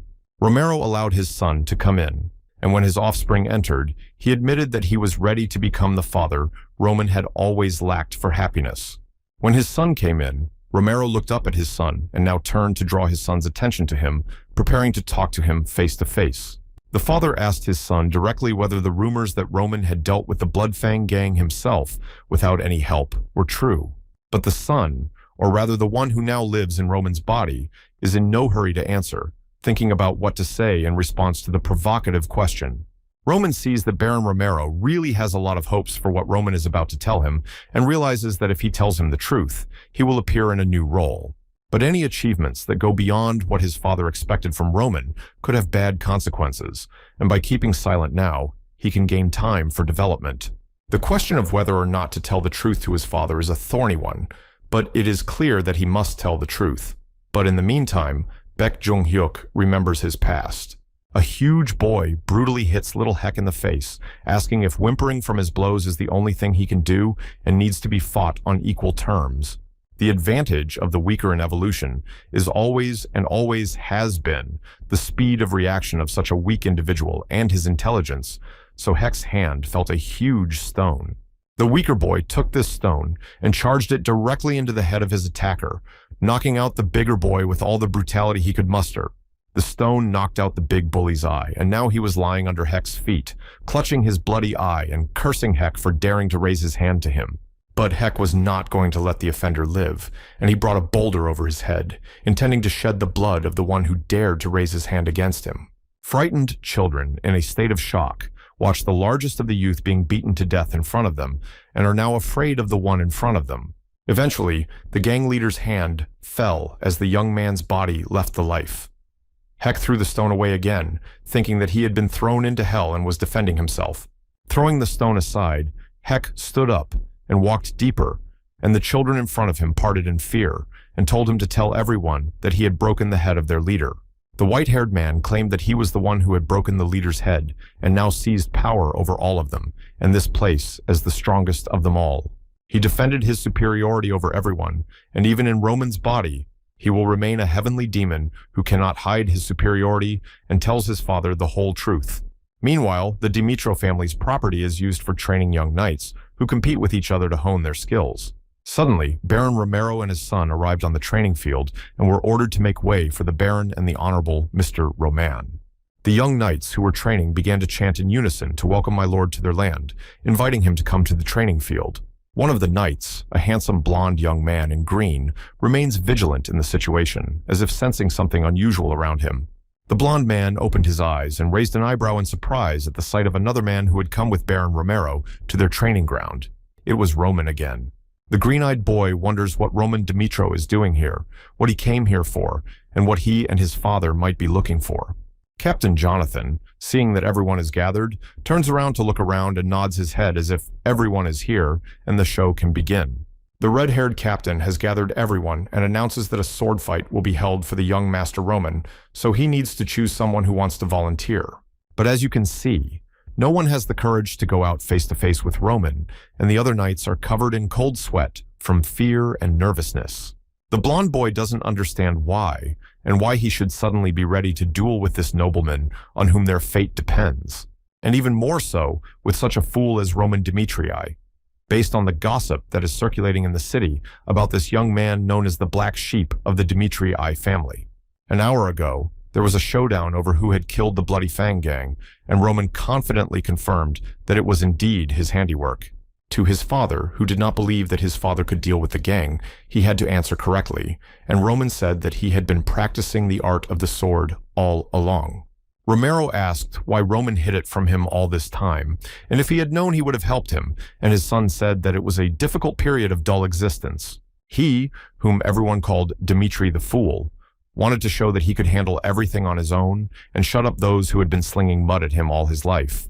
The Bloody Fang is an organization that issues loans and maintains authority through terror and recruitment, and Dmitri decided to pull the weed out by the roots and lured out their leader. His father could not believe that his son had lured the leader out, saying that it would have been very dangerous and that the bandits would have easily killed Roman. But Roman explained that the people who were recruited with a knife blade at their throats did not want to sacrifice themselves for the leader when they could become free people. In principle, this was the case, and after listening to his son, the father exploded from his seat with such an influx of emotions that his own son's frank story caused. Such meticulous planning and reasoning shows that it takes a lot of courage to pull this off, and there are no words to express our pride in our son. But the father doubts that Roman could have pulled this off, and asks his son to fulfill one request, and the son listens to his father, who wants to see his son wield the sword. Romero now sees how much his son has changed, and is now torn by a crazy desire to see his son grow with his own eyes and understand everything. When Jonathan sees that none of the young soldiers want to volunteer, he realizes that things have not gone as he could have expected, and he has to act. The brown-haired, green-eyed young man doesn't want to either, because if he wins, he'll get a headache, and if he loses, he'll be humiliated to death. And who wants to play the role of a jester anyway? But this theater of the absurd needs actors, and Jonathan realizes that he needs someone who can oppose Roman to maintain the prestige of the knights and test Roman's strength. Since there are no volunteers, the captain will choose himself, and he would like to fight Roman himself, but they will choose anyone who can swing a sword, at least elementary. Among all the knights, there is only one knight who could handle Roman, and Jonathan's gaze falls on the blonde one and asks Chris to come forward. Chris, as the young man is called, is the deputy captain of the Knights of the Dmitri family, and now he is terrified of what might happen to him after he is called to fight. Chris first met Roman last year during a patrol when he received a report about a drunkard's rampage and immediately rushed over to investigate. When Chris and his partner arrived at the scene, they saw a drunken Dmitri the Fool pressuring the tavern owner and his wife to apologize for something. But the drunken Roman shouts at the man to shut up and calls him an idiot, furious that he shouldn't piss him off with his senseless babbling. A drunken representative of the kingdom's elite, having lost control of himself, needs to be approached immediately and not let the cat out of the bag while the getting is good. The unfortunate innkeeper begs the owner to calm down and stop shouting, but Roman yells at him to come over to him immediately and stop talking unnecessarily. Chris gently hinted that the young man had had enough and should finish his drink, and an angry Roman asked who the hell he was. Roman shouted for the knight to get out of here and took a swing at Chris, but he intercepted his hand and hinted that although he was the master, it was taboo to behave like that. But still, Roman's hand struck Chris's face with particular cruelty, and Roman screamed because this knight dared to touch him. Roman shouts that Chris looks at him like shit, and he's right, because as soon as Romero's son slapped him on the cheek, he realized everything. When Roman started pressing Chris, he realized that this man had never done any body training in his entire life, and his fitness was below zero. Pathetic. A pitiful sentence for a man who is weaker than any commoner, who only flaunts his status as the son of a harvester, but is a simple, spoiled, rich bastard. Chris was thinking that he would rather die than become such biological garbage, and now he is being put in a fight against Dmitri and shouted at to go one step further. The green-eyed man starts to refuse because this task is not for him, but the captain reminds him that Roman himself took down the Blood Fang gang, and Chris is the only one who is equal to him. Chris wanted to continue arguing that he really wasn't fit to be the one to speak against Roman, but he was silenced by Captain Jonathan. Realizing that there will be no turning back, Chris accepts the position and agrees to the captain's order, immediately realizing everything and gritting his teeth in nervousness. Now Chris is standing face to face with his opponent, and it really looks like a dream when the person you last saw drunk as a skunk is standing in front of you.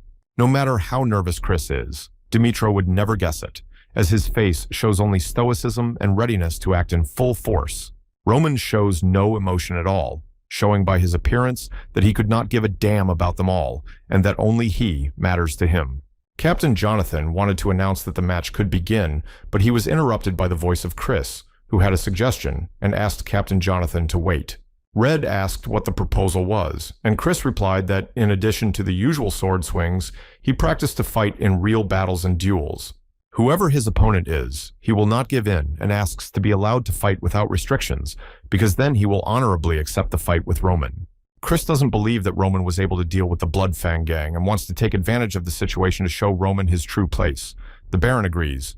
Knowing his son, Romero looks in Roman's direction and sees that he is only laughing, not taking Chris and the whole fight seriously. Chris is scared because Roman is laughing at him, and now even he is really scared of this plot twist. Jonathan emphasized that if Mr. Roman agrees, then the opponents need to prepare for a decisive battle against each other, and everything has already been decided for them. Chris tries not to reveal the emotions of fear that have taken over his body and looks forward, pretending that he is not afraid of the man standing in front of him.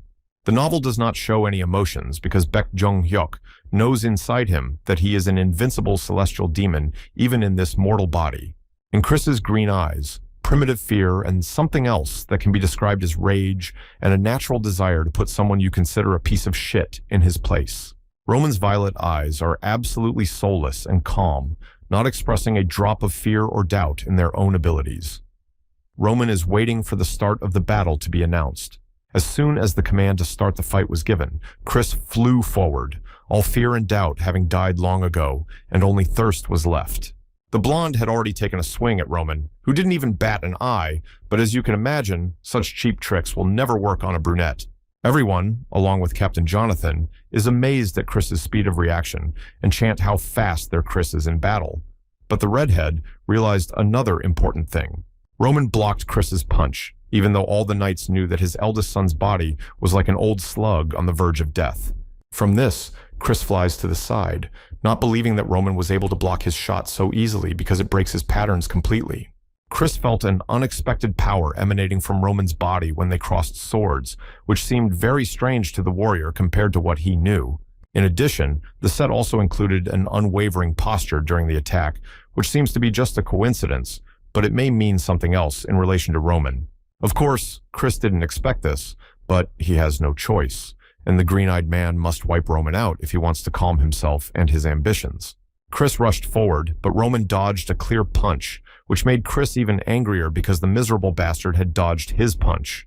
But the green-eyed man is not going to give up his victory to this arrogant son of a baron. Roman didn't even turn his head immediately after deflecting Chris's sword blow and looked at him as a piece of shit that wasn't even worth his glance.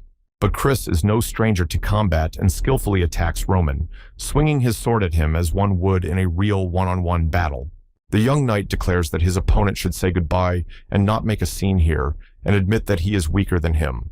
Roman's gaze is as cold and arrogant as possible, as he is a young aristocrat whose body is controlled by none other than the heavenly demon Baek Jung-hyuk. Therefore, there should be no doubt that Roman easily deflected Chris's sword that swung at him and easily hit the green-eyed man in the head. Despite the fact that they fought with simple wooden swords, Roman easily cut off a small length of Chris's hair with such a tool. The young knight was thrown back like a sack of shit, and Chris staggered from this maneuver demonstrated by young Roman Demetrii unexpectedly for everyone. Now the blonde man realizes that it was already very dangerous, and he had underestimated the strength of Roman, who was able to easily beat him up without making any unnecessary movements. Neither Romero nor Captain Jonathan could have expected such a plot twist, and they hung there with their jaws hanging open, wondering what was happening now. No one can believe that Roman is capable of fighting on equal terms with Chris, let alone hitting him so hard that his hair is cut off. Chris is annoyed at how well Roman's evasion attack and counterattack are coordinated, that he has no doubt that he has punished the bloody fangs, and he is not a slip-up either. The young man doesn't understand what to think about, since he is facing only Dimitri the Fool and doesn't need to worry about losing here and now. Roman, much to Chris's shock, said that this was enough for a warm-up and that this time he would bat first and immediately step forward to strike at Chris's side. Before the blonde man could even blink, Dimitri hit him with his sword, but he is not just Chris, he is the deputy captain and deflects Roman Dimitri's sword attack. No matter how proud the deputy captain was of his fighting skills, he could not help but recognize how fast Roman Dimitri was, and it was really annoying. As he promised, Roman attacks first and stands in Chris's direction, evaluating the battle strategy and showing with his eyes that there will be no mercy for anyone. With great difficulty, the deputy captain repelled Roman's attack, although it was very difficult, as he expected from Dimitro the Fool. Even the young students recognized that the attack launched by Dimitro was extremely strong and that Roman reeks of an aggressive strategy of knightly combat. Angry Chris admits that it is too difficult for him to repel Dimitri's attacks and defend himself against him, and the young knight can no longer contain his emotions. The deputy captain admits that the situation is getting very dangerous and that it should be possible to attack first and not give Roman an advantage. But you should not be distracted on the battlefield if you do not want to get hit in the face again and lose not only your hair, but also your head. All the plans that Chris had built in his head flew like plywood over Paris, and now he needs to act in such a way as not to get into a slip-up and not to be embarrassed. Even Chris admits that this seemingly rotten weakling would make such a brilliant move in battle and show such a great battle strategy. But Chris still thinks and understands that Roman has a lot of flaws and hopes that he will be right, and that Roman is really a complete wimp. You don't expect to be hit in the face during a fight, and Chris brought a wooden sword over his head to strike the one who dared to provoke him. Don't underestimate your opponent, no matter who he is, and by knocking Chris down with a kick to the leg, Roman knocked him off balance and brought his wooden sword over his bare chest to attack. Roman looks at Chris with a look full of contempt, and the green-eyed man realizes that the brunette wanted to attack first and doesn't understand what kind of nonsense is going on. Though Chris realized that he was about to lose to Roman, he had no right to do so as a vice captain, so he clutched his sword in a tank of rage. Captain Jonathan saw what was happening and realized the danger and ordered Chris to stop immediately before it was too late to make any mistakes. In a fit of anger, the young deputy captain has awakened the divine aura of a swordsman and, filled with rage, is about to show Dimitri where the crayfish hibernate. Even Roman's jaw dropped from such surprises, and having never seen such miracles, he never believes that an ordinary person can be capable of such things. From the blows that Chris and Roman struck each other, sparks and explosions of smoke flew, showing how strong the techniques of these two young men who are equals are. The students who watched what was happening on the battlefield did not believe what the hell was going on and what it could possibly mean in context. To be honest, Romero was afraid for his son and what might happen to him in the midst of the battle, because Chris is not some small-time bandit, but a knight of her family. But Roman withstood the attack and only exhaled from the rather serious tension that Chris caused with his aura, but he maintained a cold, calm demeanor. Once again, the young aristocrat easily repelled Chris's attack, and even the divine aura had no effect on him, and he was shocked to repel such a strong technique. The young deputy captain could not believe what had just happened and could not accept the fact that he was easily gagged by someone like Roman. And at the same second, Chris flew to the ground, losing his balance, and crashed to the wooden floor like a knight defeated in a fair fight. Seeing what is now unfolding before their eyes, neither Captain Jonathan nor Romero Dimitri himself can believe their own eyes, because it is a complete break with the template. Chris's teammates who trained with him cannot believe that Chris was so easily defeated, laid to rest like some small, weak boy. By raising a wooden sword and standing over the defeated knight with the right of victory, he shows everyone that he has finally changed and is no longer Dimitri the Fool. Roman looks at the defeated Chris beneath him with a calm, cold gaze, but he will not harm his opponent, as the downed are never beaten in this world. Everyone is wondering who this new deputy captain should be, and the knights are gossiping that it is impossible for someone of his age to be the best apprentice to the captain. He is also a knight with a 2-star aura, and both guards are surprised that someone so young can have a 2-star aura. Rumor has it that after 6 months of training, Chris's body felt like mana, and he reached the 1-star level in 3.5 years, and no one believes it. Everyone has heard that Chris's sword skills are extremely high, and that this is a very rare gift that not everyone in this world is given. People can't believe that there is someone with such talents, and the woman with the red hair asks what the name of such a gifted young man is.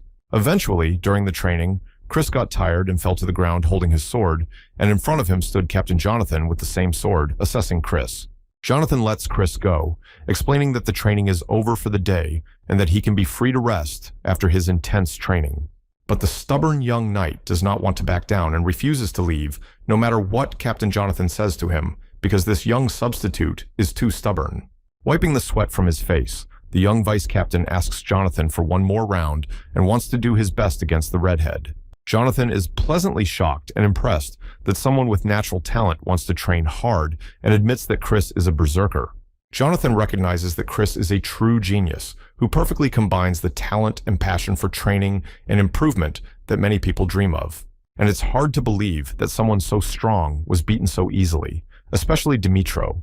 a fool who spent his life in alcoholic delirium and wastefulness. And neither Romero nor Jonathan could have imagined that this young, brilliant captain would be defeated so easily, especially by Roman, who had never been strong. And now the genius of military strategy is lying defeated under Roman's feet. And for Chris, it will be the ultimate manifestation of shame for himself and his own weakness. The battered young deputy captain calls out to Captain Jonathan in a state of complete exhaustion, beaten and exhausted from such an intense fight. Now, even Baron Romero Dimitri himself cannot believe that Roman has defeated Chris, a knight with 2-star aura power, which his family has always boasted about. Jonathan can't believe that the dumbass, who was just drinking like a pig a month ago, is now on top of the world, because it takes years of hard training and it's scary. Romero fought as if he had been training all his life, and now Jonathan himself asks Romero not to be surprised and to listen to him absolutely calmly, because one thing is certain. And this is that young Mr. Roman is a real genius, and this fact cannot be disputed, no matter how much everyone hates him now and pours shit on him for his past sins. While everyone is recovering from Roman's lightning-fast victory, he looks at the beaten Chris and analyzes his opponent from all sides for confidence. Even the unconscious, beaten Chris expresses considerable strength because as a second-level aura possessor, he could not be a weak ally. Chris knows how to both push the enemy and see all his next steps, and such a shot in Roman's ranks could easily interrupt the bloody clicks in solo. This young man deserves to make Jonathan proud and has really good data for this world, but compared to them, his level is just terrible. Even the lowest-ranking Dark Warriors from his world will be stronger than Chris, who is considered the strongest recruit in recent years in this world. In the end, of course, Chris pleasantly surprised Roman, who is now very interested in what kind of power he has just seen with his own eyes. Roman's father begins to break out in a smile and bursts into joy, which Captain Jonathan cannot understand because there is no reason to be happy. Both the frightened cadets and Jonathan looked at each other in disbelief at what was happening right before their eyes, and that Roman was really such a strong warrior. Now, Romero can't help but be proud of his son, and sincerely congratulates his son and recognizes that this is indeed his eldest son and is a sword master, a genius knight. Romero asked Captain Jonathan if he was sure about this, and the redhead replied that he was a fool for not seeing Roman's obvious talent earlier. Baron Romero himself cannot believe that Captain Jonathan himself has recognized his son's genius and looks for his son in the crowd with shining eyes. Now proud and joyful, Romero asks his son to come to him as soon as possible, not hiding his joy and pride for the son he had considered ashamed of. Baron Romero Dimitri admits that he has not been so joyful and happy for a long time and praises Roman for achieving something on his own. Romero answered that both punishment and reward must be deserved, so the father allows his son to ask for whatever he wants. The young Roman Dimitro reminded his father that he was supposed to be on the battlefield in 6 months and that he had dissolved his marriage to Lady Lawrence, and his father asked if this was a problem. Romero asked if his son wanted his father to settle the issue of his service, but Roman asked for the right to choose those who would go with him. When he heard this request from his son, Romero was incredibly surprised and now does not understand what exactly his unpredictable son Roman wanted and what he wanted. Baron Romero begins to back down, asking if they have more time because they can settle the marriage and everything will be as it was before, but Roman shuts his father up. Roman, who actually died in the beginning by committing suicide to get out of the army, declares that he will definitely go to military training after being reborn. Romero remembers only how his so-called son, Roman, was a simple rich alcoholic drunkard who now wants to become a real warrior of his kingdom. But still, Romero accepted his son's choice and agreed to let his son regulate everything himself. But the son asks his father for one more thing that is important to him. Since Roman's fate and his military service are now completely in his hands and his father is ready to listen to him because he has seen the true face of his son, he can ask for anything. Roman's gaze fell on the unconscious Chris, and from this we can understand that this talented knight has not yet played his role in Roman's fate and that he has plans for him. When Chris finally woke up, he jumped up and down because he was going to be teaching young Master Roman the power of aura and could not believe that he was going to do it. Captain Jonathan explained to Chris that this was an order from the Baron, who unfortunately did not understand the knight's feelings, and the blonde assured him that he did not want to, and that it was too much even for him. Chris asks to look at him, who was knocked out by Roman's aura and has just woken up, and that's the only reason he wants to die, but he needs to learn Roman's aura. The young deputy captain wails that he is ready to be beheaded for refusing, but the captain coldly asks him to listen carefully to what he has to say. Jonathan explained that while Chris was teaching Roman the aura, he would be able to understand the true reason for the changes, and if he did, he would receive a good reward. If Chris copes with the task, Jonathan will agree to give Chris secret skills and level up his level to the maximum. Chris jumped up and down at these promises and acknowledgments because you don't get offers like this every day, and this could be his only chance in his entire life. If Chris manages to do this, the key to what helped the captain become a 3-star aura knight will be in his hands, and for that he needs to bite his tongue. Now the blonde realizes that there is no going back and asks that Captain Jonathan not change his mind and not take back his words and not deceive him like a small child. While getting dressed, the young Roman Dimitro hears that he is being praised for his lightning performance in the knight's arena, and there is so much gossip about it in the palace. Hans praises Roman for being able to defeat the deputy captain of a 2-star aura knight, which was incredible considering Chris's level of strength. Roman asks Hans if he knows what this aura is, since it is so important to everyone and everyone is talking about it out of the blue for a class. But unfortunately, Hans can't say anything clearly and hypothesizes that it must be a force that uses mana as a source of power. Hearing the familiar word mana, Roman understood everything, and Baek Jung-hyuk in his body recognized that the power from his world here was called mana, not what he had known before. The power that Chris demonstrated was definitely a flash of Kai energy that was at work in his world of Miram, so it raises many questions about the nature of the aura. But in his world, Miram's power was used differently, and what is here an aura has so many big flaws in Baek Jung-hyuk's eyes, but you can't go against the rules. Baek Jung-hyuk, in Roman's body, doesn't understand why these people are using this key energy in such a strange way, but it will be an incentive for him to develop further and grow. But learning about the power that everyone uses in this world will definitely not be superfluous, and therefore, you need to start learning as soon as possible so as not to miss anything. Therefore, Roman is ready to start tomorrow, but Chris is not happy about it, as no one would want to teach a young, arrogant boy, let alone Roman himself. Now, Chris is standing in front of his new student who has come to learn something new and really treats Roman with a bit of arrogance and a note of hostility. Chris's gaze is completely unemotional, cold, and full of dislike for the young son of Baron Romero, who has disgraced him in front of all the other knights. Roman responds to Chris's hostile gaze with complete calmness and a bit of arrogance, showing no emotion to his new young teacher and complete disrespect.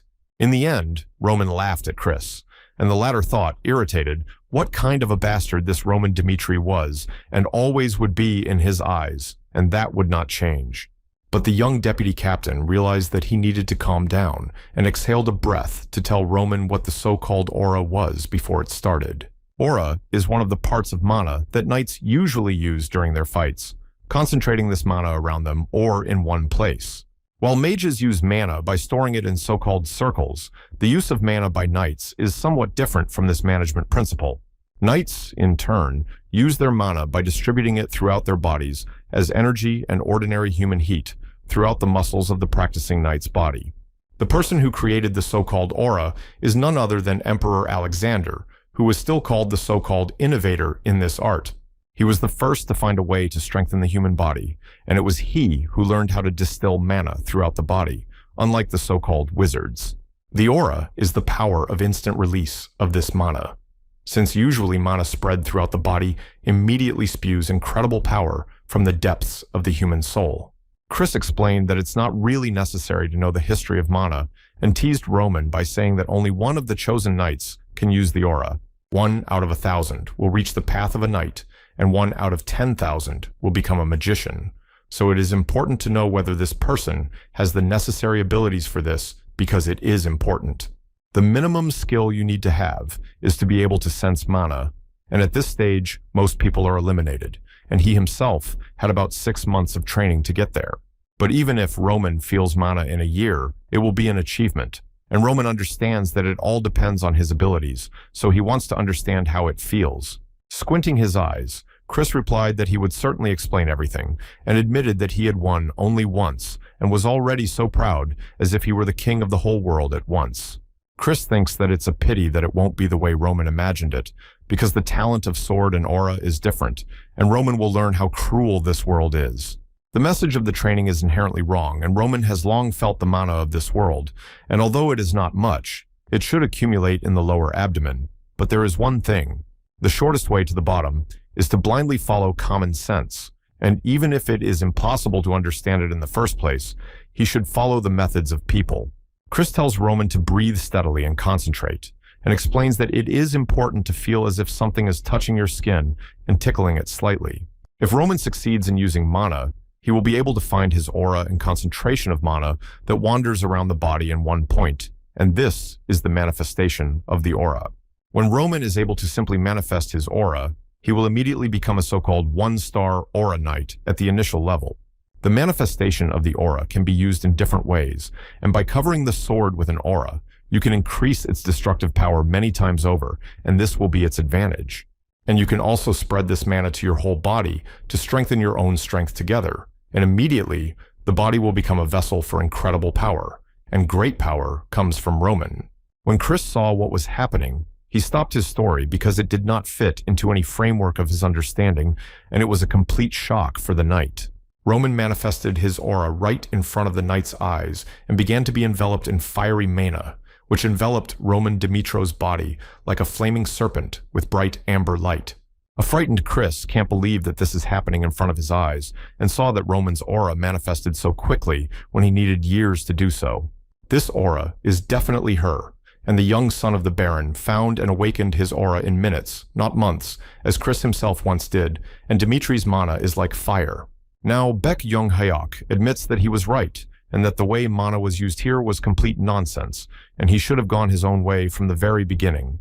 In the world of Murim, they got rid of everything superfluous by directing their energy upwards, and as a result, collecting ki energy in their bellies. But here everything is different. And it is stupid to expect mana to accumulate by itself where it is needed, and it has nothing to do with ki with Murim being so heavy and big.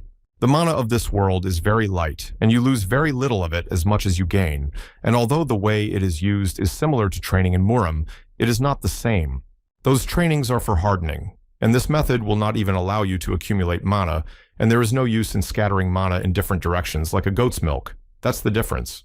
If you train in this way, you will not achieve anything even in hundreds of years, and you can't dream of the maximum when the minimum is the pinnacle of dreams. Chris is only interested in one thing, and that is how Roman was able to awaken the aura so quickly, and asks if he really just took this mana and awakened it in front of him. Roman says that he saw everything himself, and Chris shouts that he spent years searching for mana and asks for an honest answer, and I think that he knew how the aura works and wanted to mock him. Paranoid but not stupid, Chris admitted that it was all suspicious from the very beginning after winning the tournament, and why, having had the power 2 years ago, everything was as it was.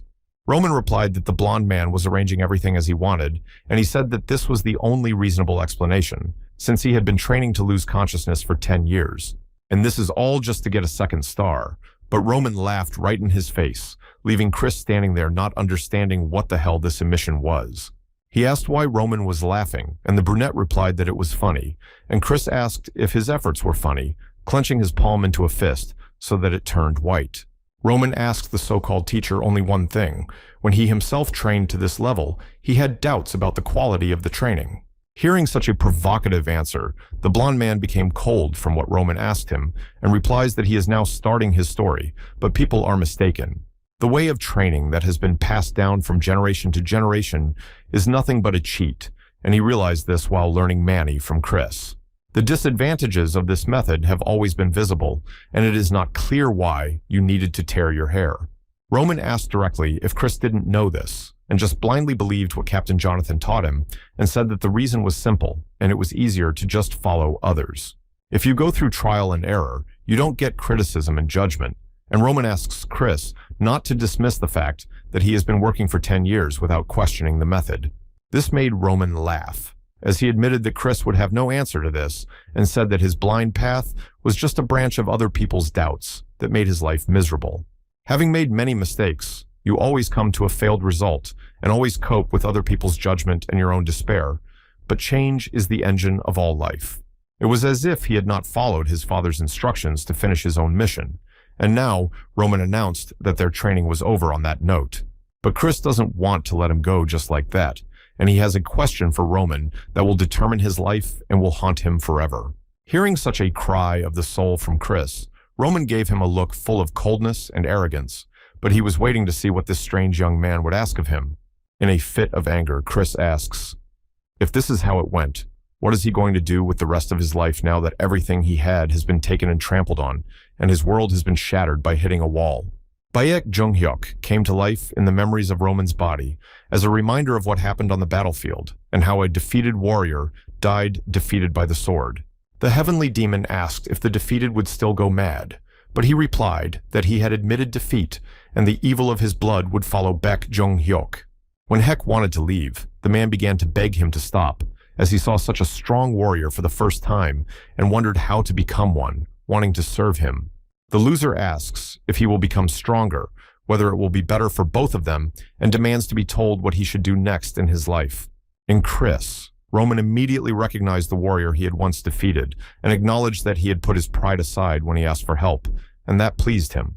In the end, the young aristocrat could not admit that the whole situation was so interesting because of the déjà vu effect he was experiencing in this mortal world. The blood demon was the one who created the so-called evil of blood in the past and later became its leader, a true legend of his world. He was one of those who held power in Muram, and so his enmity with Baek Jung-hyuk over demonic power was something that could not be avoided. And in the end, after a fierce battle, the so-called bloody demon lost and was brought to his knees. But this young man, Chris, overcame his pride to become stronger than this bloody demon. But Roman cannot answer his question for sure. To begin with, he advises to stop believing everything you hear because you can't change anything even if you know the answer. But if you really want to learn something, there is one thing. From now on, Chris had to be with him all the time, which shocked this unfortunate young man even more. In 6 months, Roman will go to the battlefield and invites Chris to watch him become stronger and to watch him face the enemy and win. And if in 10 years, the blonde man is still with Roman, he will get an answer to his question. Such questions are not taken in a hurry, so the young deputy captain has a lot to think about on his own when no one is disturbing him. Not the most pleasant thoughts and memories of the past come to mind, and they are mixed up with what Roman said. In training, the basic law was to train until you felt mana in yourself, but Chris beat everyone. He recalls how everyone was surprised at how he awakened mana in just 6 months. He was called a genius for awakening 1 mana star in 3 years, and how Captain Jonathan called him a 2-star knight, and he remembered all this, and Roman's words about how he had been plowing blindly for 10 years. Now, Captain Jonathan doesn't believe what he hears from his deputy and hangs around with his mouth hanging open. Chris said that he would go to the battlefield with Mr. Roman because he wants to become stronger, as promised by the young son of the Baron.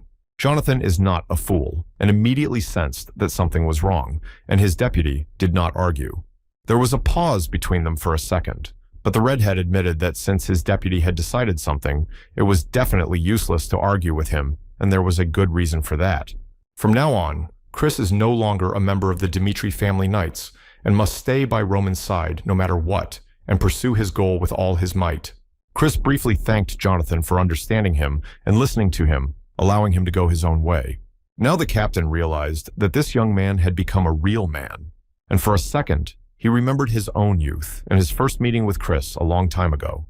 Long ago, on the battlefield, the red-haired Captain Jonathan saw little Chris crying over the dead body of his mother, begging her to wake up. Now Chris is not the helpless little boy who clung to his late mother's body and cried his eyes out. Thanks to Chris, Jonathan is confident that once the Chris he knows follows Roman, the young master will no longer be a moron as he has been for years. The red-haired captain ordered Chris to follow him, as they would be preparing for the main event from now on. In order to survive on the battlefield, you need to have a trump card up your sleeve, and Jonathan will pass this trump card to Chris. Without further ado, the blonde understood everything and agreed with his mentor. Thus, in the meantime, the city's square is bustling with life as usual, and everyone lives as they have for all these years. There are rumors that Roman Dimitro single-handedly dispersed the Bloodfang gang, but no one believes it, because for them, Roman is an idiot with no talent. Meanwhile, the red-haired farmer listens to Roman, his savior, being shit on, saying that they made a big deal about him and that it was all done by the knights of the Dimitro family. When Kevin heard the news that Mr. Roman had dealt with the Bloody Fang gang, he was shocked. He recalled how Roman had scattered them with a single branch and realized that for him, the massacre would not have been something very difficult, so he willingly believed the stories. Now, Kevin thinks about what Mr. Roman Dmitri said to him, but it doesn't fit in his head. Kevin realizes that Roman would not have done everything for someone like him, but he did solve the problems with this gang of creditors when no one else could or would. Kevin was called out for messing around and was going to clean up and finally leave, so he went back to work. Kevin, while carrying boxes, thinks about how he would like to become a strong warrior like Roman, so that he can protect all people from all the evil in the world. There's a lot of junk, like bloody fangs, in the world, and he has to do everything he can to make sure his family survives and become a strong man for that. But what can you do just by selling potatoes? And Kevin dreams of meeting Roman again, but thinks he has no chance of doing so. Never say never.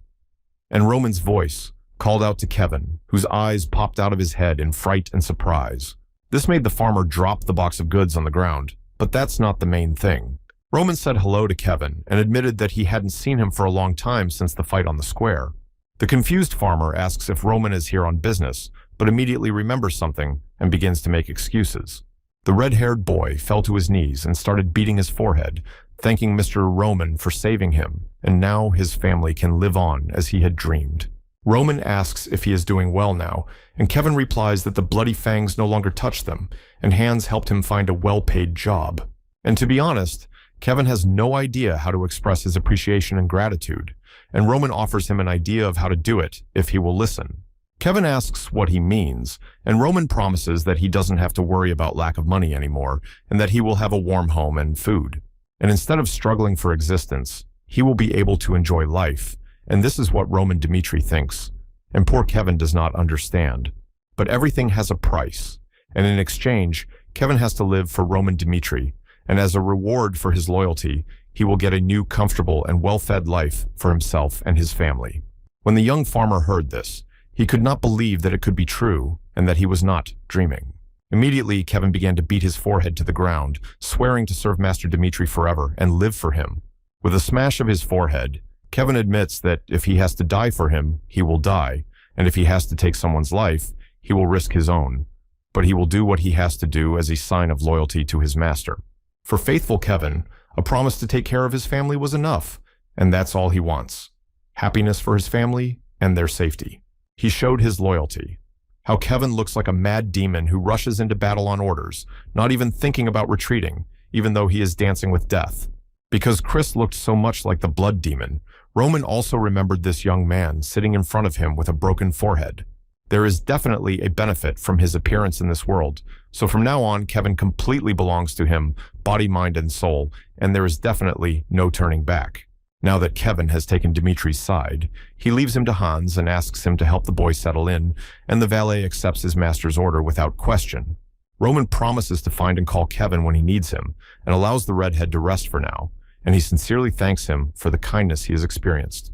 Roman replies that he will be in the library, so he asks them to look for him there if they need him unexpectedly, and everyone agrees with the gentleman's order. Now Hans offers Kevin to see what's in Dimitri's estate, and Kevin, who is not tempted by luxury, asks if he can do it. The library in the Dmitri estate looks like something very monumental and large, as befits a sanctuary of knowledge in a great palace of aristocrats at all times in history. At the table, Roman studies something that has been bothering him all along, the skill of the Aura Knight, which he tries to read about everywhere to finally understand. In order to become an Aura Knight, you first need to awaken your aura so you can become a 1-star Aura Knight. A knight with a 2-star aura must use his aura so that he can cut steel, and then the stars will appear depending on the strength and destructive power of the mana. 3 or more stars is already a power that an ordinary knight cannot simply obtain, and such people are treated with great respect in the kingdom. On the Salamander continent, there are knights who have reached the 6th level of aura, but unfortunately, there are no knights who have all 7 stars. Not even all the knights in the top 10 strongest will have all 6 aura power stars, so this is a rarity across the continent. This whole topic of 6-star knights interested Roman because he checked the level of 2 stars on Chris and Jonathan's 3 stars are below average. If a person receives 6 stars, it means that he or she has gone beyond the limits of possible human powers known to an ordinary person with ordinary powers. The size of the aura emitted by the sword can reach several tens of meters, and its power is also indescribable and impossible for a person to understand. There were 12 people on the continent known as the Six-Star Knights, and they are treated as deities in all states. These famous people were called the 12 Swords of the continent, and Roman realizes that these swordsmen were strong, and even with such ineffective training, they achieved the highest. Now we need to think about the nature of mages and how they use their powers, so we need to study about archmages next. People called wizards before the magic of the seventh circle archmages. In other words, they are half gods and half men, and are a walking disaster for everyone in the world. Their magic can turn the earth upside down and tear the sky to pieces. For many, their appearance causes more awe and fear than the presence of the Six-Star Knights.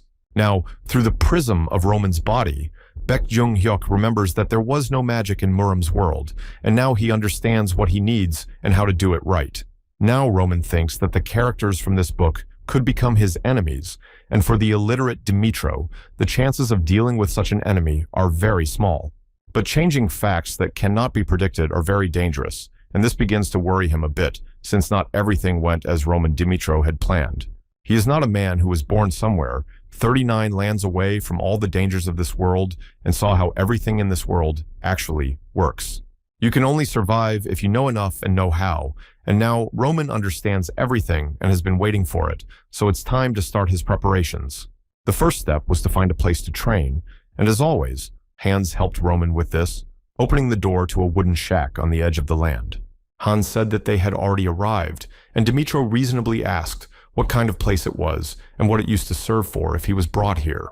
The valet replied that this was a workshop once used by the Baron himself, and that outsiders were not allowed to enter, and that the workshop was also hidden from the outside world. Roman said that this workshop is absolutely suitable for training, and now he has everything he needs to start his long-held plans for self-development. The aristocrat told Hans that he would stay here for a week and asked him not to give him anything, not even food, and not to let anyone in. He ordered us to look for him only if his people were in danger, and emphasized that this was a very important part of his plan, and that it had to be followed. Although poor Hans was shocked by the request for food, the valet was already used to the young master's ways, and just calmly agreed to what was asked.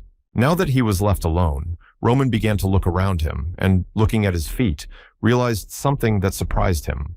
There was straw on the floor, and Roman immediately realized that none other than Hans himself had taken care of it, and it was a surprise to him. Roman admitted that it was very considerate of him, but that this way the energy flows would only become more scattered, and there would be no benefit from training. Now that Roman had removed the straw from the floor, he could work out properly, and sitting on the floor in the lotus position, Roman began to concentrate on his own thoughts. The brunette has already accumulated a minimum of mana in his lower abdomen, and in order for him to regain his former strength, he needs to make the first important step towards it. The first step of demonic art is that a person needs to completely cleanse his mind and body of all the slag that has accumulated in you. You need to move mana throughout your body, and in this way you can get rid of the negative energy that has been accumulating in your body for years and needs to be purified. The mana that needs to be moved through the body is blocked, so negative energy is released, and compared to an ordinary person, Roman's body has too much shit in it. If you think about the future, you will need a little more mana to enter the so-called first stage of a person, and it will take a while to regain your former strength. And since Baek Jung-hyuk in Roman's body makes so many acquaintances, it is his duty to protect each of them and achieve his goal no matter what it takes. Entering the so-called human stage is the very first step in his plan, and now he will complete this step. A week later, Lord Lawrence and Lady Flora arrived at the Dimitro family estate, and one of the servants invited them inside and promised them tea and sweets. Viscount Lawrence and Lady Flora arrived at the Dimitro family estate at the so-called invitation to so-called negotiations with Romero and his son Roman. Lawrence asked if Roman himself would come to the conversation, and the servant explained that Roman would not come because he had one important thing he hadn't finished and would not be disturbed. Neither the Viscount nor Flora could argue with this, so they only silently agreed and waited for Baron Romero himself to come down. The Viscount admits to himself that he does not like such spontaneous travels and that it is not his style at all. But anyway, they have to wait, and he asks Flora to sit down at the table as well, and she silently agrees with her father's words. Now it was time for the father to talk to his daughter about something important, which is why they came here without telling anyone. The Vicomte emphasizes that this is their last chance to correct the mistake and asks Flora to be careful in their words and behavior, and the nervous girl replies that she agrees. When her father heard about the divorce, he was furious, and the girl explained that she was following her father's will during the visit and shared her opinion about the whole situation. Whatever it was, she could not marry someone she did not respect, and her father was disappointed because he thought she was a wise child, but she arranged it. Vicomte told this fool how difficult the situation with the land was and what loans the Barco family had taken out, which meant that now they had only armed conflict to contend with. The morganatic marriage with Roman Dimitro was a step that could not be avoided in the Northeast by this damned Barco family and their imperialist ambitions. But Flora believes that the Lawrences are not so weak and asks whether they really need this Dimitri so much to have a chance of survival. The Vicomte said that there would have been a chance if the Barco family had merged, but the central government had confirmed documents that had not yet been authenticated. And the Golden Bank is holding on to the Barco family's money, which has no protection, so that it will no longer be just a battle between two families for a place in the sun. The strength of the Barco family is so great that they will not be defeated. And of course, everyone will make excuses before everything is taken away from them, and the Lawrence family is deprived of everything they have now and have earned with toil and blood. And all they have is fertile land, their home, a good honest name, and most importantly, the lovely flower of the Lawrence family, Lady Flora herself. She understands everything and recognizes the situation that tormented her father, but he knew she was pretending to be a fool just for her own sake. You can't be a Lawrence flower forever. A nervous Hans walks in circles around the workshop, wondering where the owner is and when he will come out, because the Lawrences have been waiting since morning and it is already getting dark. Poor Hans knew it was coming, but he didn't bother Roman because he had given him a clear order, but still, something had to be done before it was too late. But suddenly, the workshop door opened with a creak, which came as a shock to the unfortunate Hans, who had definitely given up on the mercy of fate. The valet rushed forward, happy that the master had already finished his workout, but his voice suddenly broke off in mid-sentence. What the unfortunate valet saw outside the workshop door made his eyes turn into nickels and dimes, and the owner definitely underwent some kind of metamorphosis. All this time, Flora and her father, the Viscount, were patiently waiting for the Baron or at least one of the servants to come in, and the Viscount began to understand. Their entire fate was predetermined from the very beginning, and now, because of Flora's unforgivable mistake, everything has gone wrong, even though nothing can be fixed.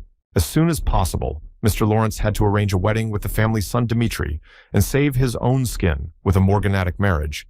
But even so, it is impossible to expect Romero to come down to him, and an angry Lawrence realizes that he has to take the situation into his own hands and speak on his own terms. The white-bearded Viscount immediately jumped up from his seat, intending to go and settle everything himself, but he is suddenly stopped by Flora, who calls out to her father as if to say what has happened. The Vicomte said that he would go to the Baron himself to talk to Romero face to face, unable to wait any longer for Dimitri Romero's mercy. Flora went to get her father, who has now angrily opened the door and is shouting at Romero like, "What kind of trick is this?" And Flora is scared and clutching at the walls. Lawrence shouts that if they came at the wrong time, they should have said so, and then they would have all just left quietly, and says that he is disappointed in the Dimitris. But Romero said nothing to this, continuing his writing, and only looking at Viscount Lawrence as if he were crazy, not understanding what the hell this was all about. Finally, dipping the pen into the inkwell, Romero calmly says that he understands them, but they have already discussed the dissolution of the marriage and have come to an agreement. Lawrence yells that they came unannounced, but he did it only because he wanted to come and meet with them a week ago, but the Baron refused to meet. The Viscount shouts that he would not have been so disappointed if they had refused him from the beginning, and after listening to the hysteria, Baron Romero asks if he was rude.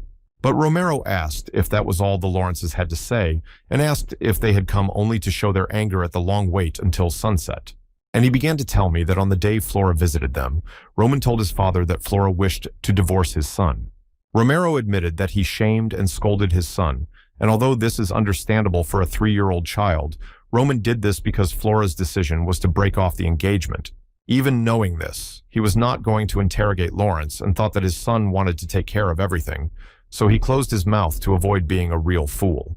Romero explained to a bewildered, shamed Lawrence that they had learned about this unilaterally and were only being confronted with the fact. Flora realizes that she has ruined it all and is burning with shame, and although the idea of marriage has been voiced by the Lawrence family, there is one small but. After all, the Lawrences are now reproaching him for his inhospitality only because they had to wait too long for him. Even though the visit of the Viscount and Flora was spontaneous and they came uninvited, it is too safe and selfish on their part to forget about their mistakes. Romero yells at the Lawrences for having the audacity to come to his office with these claims and dare to complain about anything else. There was an unpleasant pause between them for a second, while Romero caught his breath, and the Lawrences were filled with shame for being such selfish people. The Baron replied that a month ago he had been contacted by the Barco family, and that if he consolidated the alliance, he would receive some land and a connection to the top of the government. But Romero rejected their offer and asks the Lawrences if they know why he did it, but of course they don't understand and don't know exactly why. Viscount Lawrence asked what was the reason for Romero's refusal to marry, as this deal would have been very profitable for him and better than marriage to his daughter. Baron Romero replied that the reason is that the Dmitri family has the power, and by right of the strong, they can choose what they see fit and want. The Baron explained that his eldest son adores his daughter, and that's why Romero rejected the Barco family's offer and made a serious mistake that he regrets. Viscount Lawrence realizes that he should have been patient, but because of his pride, he made a big mistake and does not understand how this could have happened to him and his family. Romero begins to say that the flower of the house, Lawrence, and his Dmitri the Fool are completely different, and this is clear to the hedgehog, but they must understand the status of Dmitri's family. As soon as the name Roman is added to the surname Dmitri, the value of even a fool like him increases many times over, and that's why this marriage was not necessary for them. It was Lawrence's family that really wanted this marriage, as they needed strength and support in the unstable situation in which the wealthy people had found themselves before. Looking at Flora carefully, Romero asks if he is wrong to say this, and the girl stands there staring at the ground because she is so ashamed. Suddenly, she remembered when she was very young and, like all rich descendants, attended an academy where aristocrats received education and upbringing. Here, children from prestigious families of the continent studied and received a decent education in manners and upbringing to become the true elite of this society.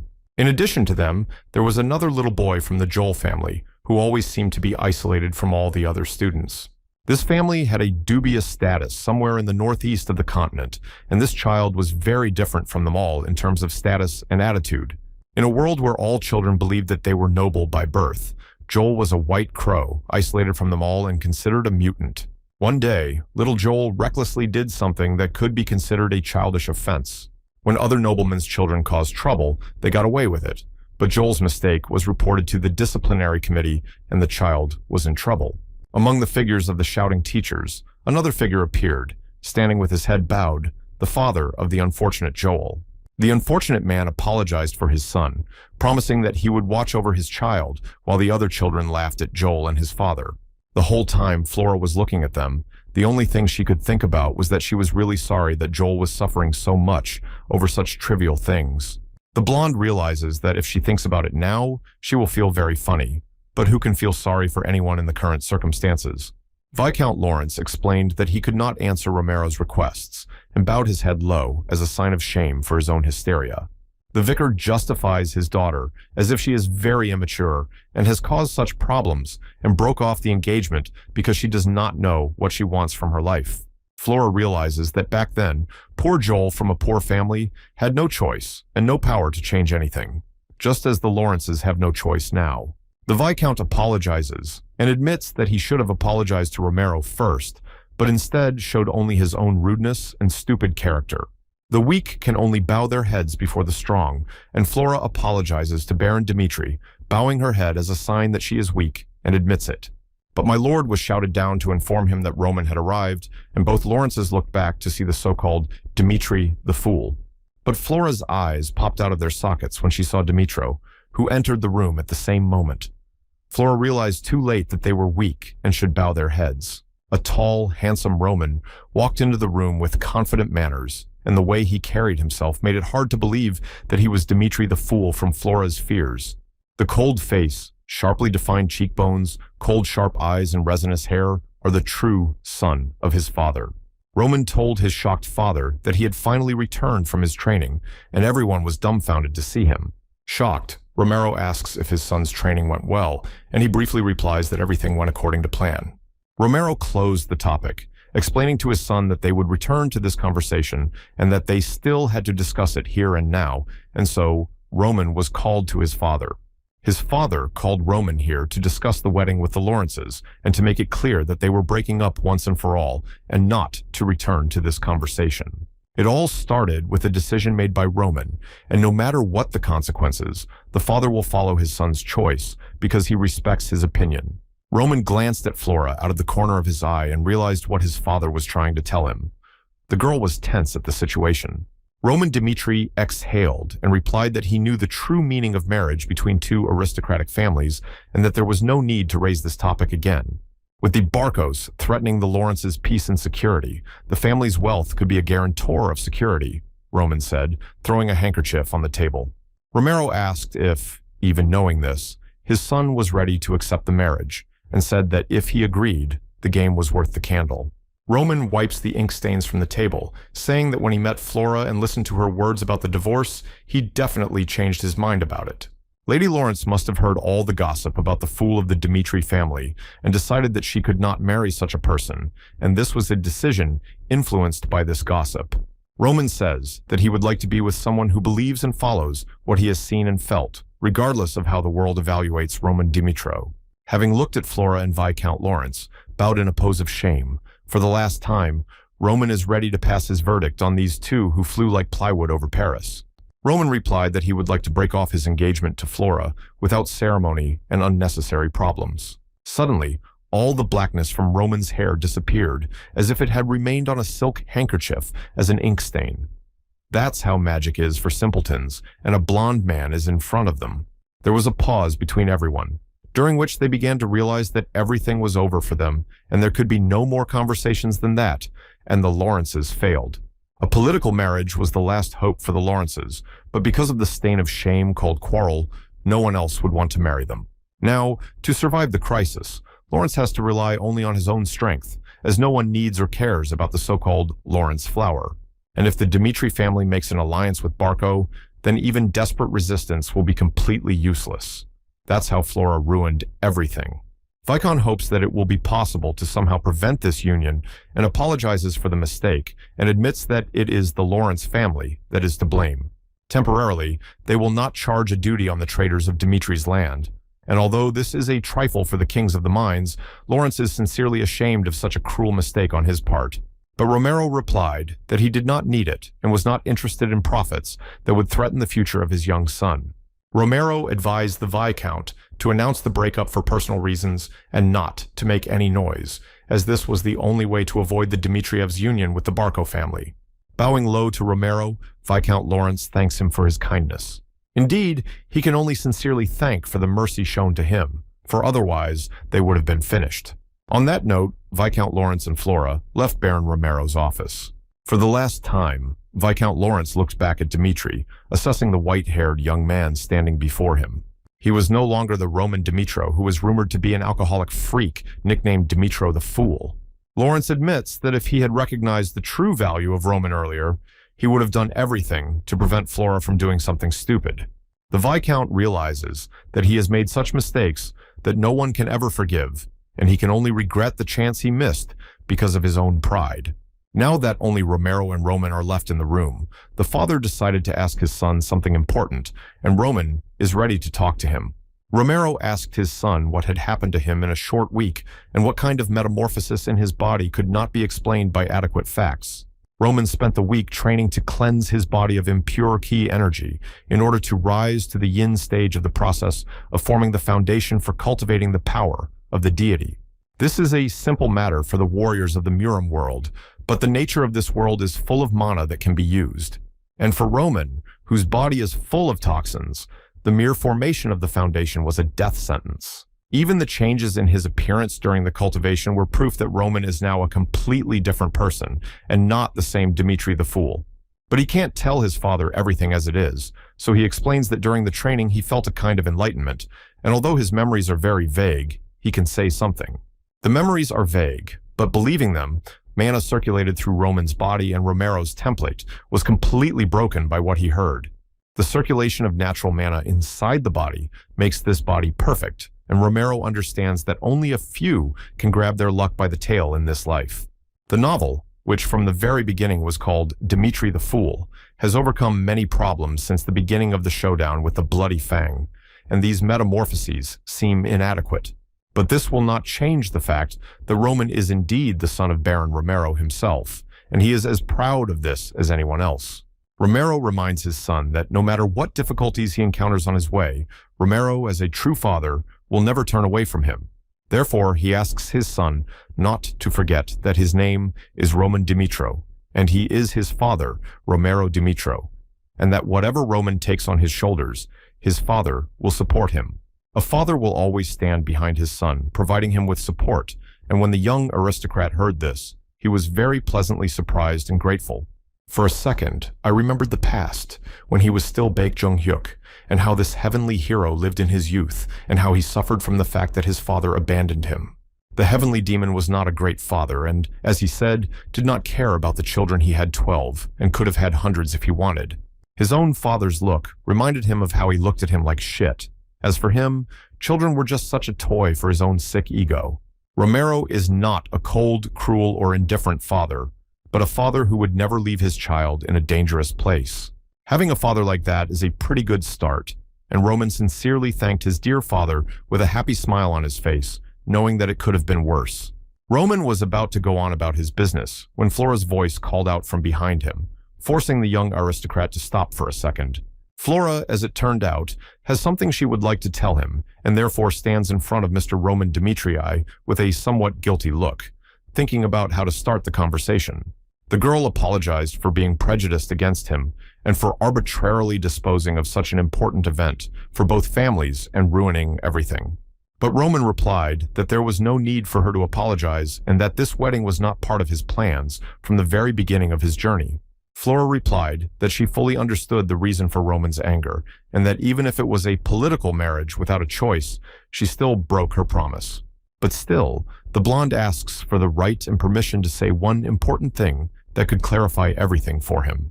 The blonde replied to the white-haired man that she really had a special reason for breaking off this engagement and intended to voice it. It happened at a social gathering where all the aristocracy of the Northeast gathered, and it was the place where it all happened. As soon as Flora spread the news of her engagement to Dimitro, she immediately heard some pretty terrible rumors about Roman Dimitro, and it was a shock. The fact is that Roman Dimitri was indulging in drugs that completely destroyed his mind and common sense. Flora thinks that Dimitro must have known about it, and she had to tell the aristocrat. The girl said that it was just a silly rumor now, but it was important then. But then Flora could not ignore them. But Roman replied that whatever had happened in the past would not affect their relationship. So now there is no need for Flora to meddle in his affairs in the future, and on this note, Roman left, turning around. Flora is obviously very sorry that such an important event for all parties was disrupted by her fault, and only silently watches Roman leave. Now that Roman is alone again, and when the valet served him tea, he can think about the so-called drugs. Due to drug addiction, there was no energy in this body because of the harmful effects of drugs on the human body and which caused its degradation. When Roman took his own life, the medications he took retained some heterogeneous energy in his body, but now with the help of cultivation, Roman has eliminated the toxins. The only one who can tell him about it is Hans, so Roman intends to have a serious talk with his valet about his addiction to drugs. Therefore, the white-bearded man asked the valet a question to his face, asking if he had seen him swallowing pills, or if there were situations that prompted him to think such thoughts. Hans was frightened by this, and Roman explained that he did not want to scold him, but sincerely wanted to learn everything he could about his past life. And not from his own memories, but from an outsider's perspective, and Hans calmed down, about to tell the young master everything he knew. Hans said that although he did not see Roman using drugs himself, there were some strange things in his actions, and the white-haired man asked when it happened to him. Hans replied that it was about half a month ago when Roman attended a social event and returned home. In general, nothing happened, But something was wrong with Roman. Hans noticed that Dimitro was in a terrible state, sweating, with a look of fear on his pale face and a feverish glint in his eyes. And with a face as pale as death, Roman disappeared behind the door of his room without saying anything. And every night after returning home, Roman asked for nothing more than a large amount of alcohol, so Hans suspected that Hans was under the influence of drugs. But now these thoughts seem like complete nonsense to Hans, given the behavior of the current young master Roman. Now, Roman recalled Flora's story about an event where all the aristocracy from the northeastern region gathered and gossip about drugs. Now, we need to know who organized this party at the estate of the northeastern aristocracy. This party was organized by the eldest son of the Barco family, known as Anthony Barco. The puzzle begins to take shape, and it is clear that before the Dmitri family entered into a political alliance with the Lawrences, and Roman accepts an invitation to a social gathering and goes crazy. In a state of delirium and drug intoxication, and with a rotting brain, Roman committed suicide in his room, and that's how it all began. Now we have a clear picture of what happened before Baek Young-hyuk woke up, as there was a lot of confusion since Roman's death. The suicide note he left behind only said that he was being sent to the battlefield instead of his younger brothers, and that he was in mad fear of dying in battle. At that time, it had already been decided to marry Flora, whom the original Roman adored so much and wanted to marry. And the married aristocrat had many opportunities to avoid fulfilling his military duty, which is why his father was so angry with him when he learned about the breakup. However, the fact that Roman was so afraid of military service that he decided to commit suicide seems very suspicious and raises too many questions and hypotheses. It doesn't really add up. And now Roman asks Hans if he thinks he was close to this Anthony Barco, and Hans says that they are extremely close to each other. But lately, there has been some tension between them since the rumors of Flora Lawrence's wedding to Roman became public, and he became wary. A political alliance between the Dmitri and Lawrence families would have been a big obstacle for the Barcos, who needed the Lawrence lands that the family wanted to seize. And the easiest way to solve this problem is to make sure that the marriage does not work out from the very beginning. For this, Barco would have gone to any lengths, and that was the reason why Roman committed suicide. But then, Hans reminded him that a couple of days ago, he had received an invitation to a party from the Barco estate. Roman asked if the Barcos were the ones who invited him back to this party. Hans said yes, and it was just at the moment when Roman was busy training and asked what to do with this invitation. The white-haired man is surprised at the arrogance of this so-called Barco family, and Roman wonders if they really don't care about him. But in any case, it irritates him a lot, which the young man cannot help but admit. But he decides to go there anyway, asking Hans when the party is, and gets the answer that it's in 2 weeks. Roman ordered Hans to tell Barco that he accepts the invitation and will come to the party. Hans escorts the young farmer Kevin to Roman, explaining that the young master is already waiting for him, and the redhead thanks him for that. Before Kevin came in, Hans warned him that Mr. Roman's appearance had really changed and asked him not to be surprised. Kevin nodded. When Kevin came to the hall, he opened the door and asked if Roman had called him. Roman, with his new hair color, turned to greet Kevin, who had come at his call. Seeing that his master had a new hair color, simple-minded Kevin froze when he saw who was standing in front of him, realizing what Hans was telling him. Roman asked about Kevin's life here and heard that everything was fine and he was getting used to it without any problems thanks to the help of Mr. Hans, whom Roman had mentored. But there is one problem that worries Kevin, but he can't say it clearly, and Roman asks what is bothering the young former farmer. Kevin was trying to figure out what role he was supposed to play in this place, and he didn't know what he could do for Mr. Dimitro at all. Although Roman said that Kevin would live for him, the boy considers himself no better than a stone on the roadside and asks what he can do for him. Roman, hearing the question about the role, tells Kevin that from the very beginning, he intended to make the redhead his sword, and that was his original plan. Kevin was not ready to hear this, so he stood there with his mouth open, looking at Mr. Roman, who had just broken his fragile idea of this world. When Kevin heard that he was to be his sword, he could not believe that he was a human being who was to act as a weapon for his master. But others cannot decide anything for another person and who they should be, so Roman gives Kevin 3 ways to choose from. The first way to abandon the path of the sword is if one is afraid of blood and holds the sword in his hands, shedding blood, then he will become its hands and feet. And he will follow Hans on safe errands and learn from Hans in his business, and that will be Kevin's role. And the second way is to be by Roman's side as his sword all the way.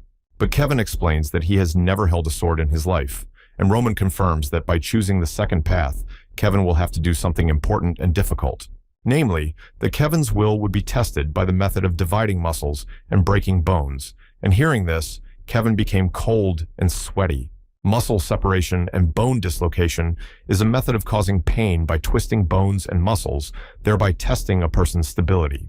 The novel doesn't need lip service, and the results will be proof of Kevin's own willpower.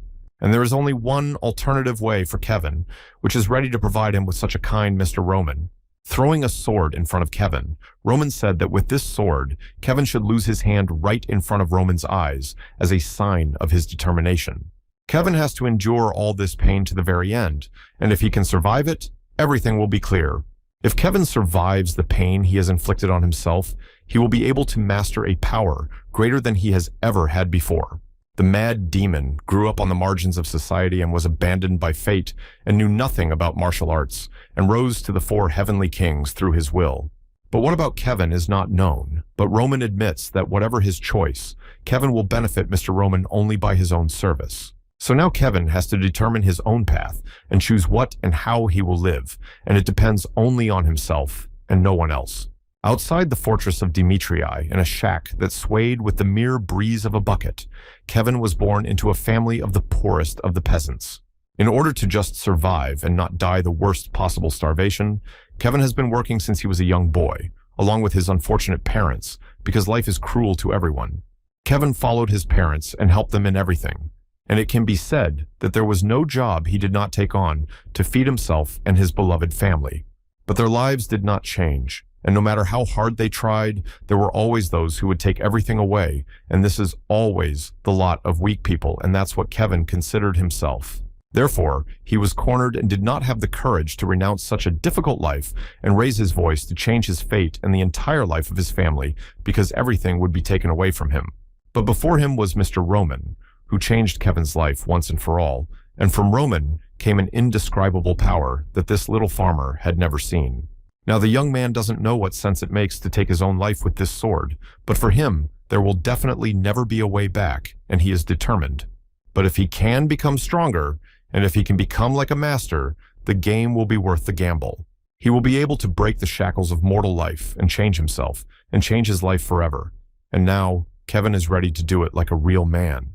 Roman is calmly watching what Kevin is going to do and whether he will turn back, afraid of the difficulties and pain that will arise when he chops himself on the arm. But Kevin decided not to take the easy way out and, undaunted by the pain, brought the sword over his arm and is already preparing to lose his arm as a sign of his loyalty.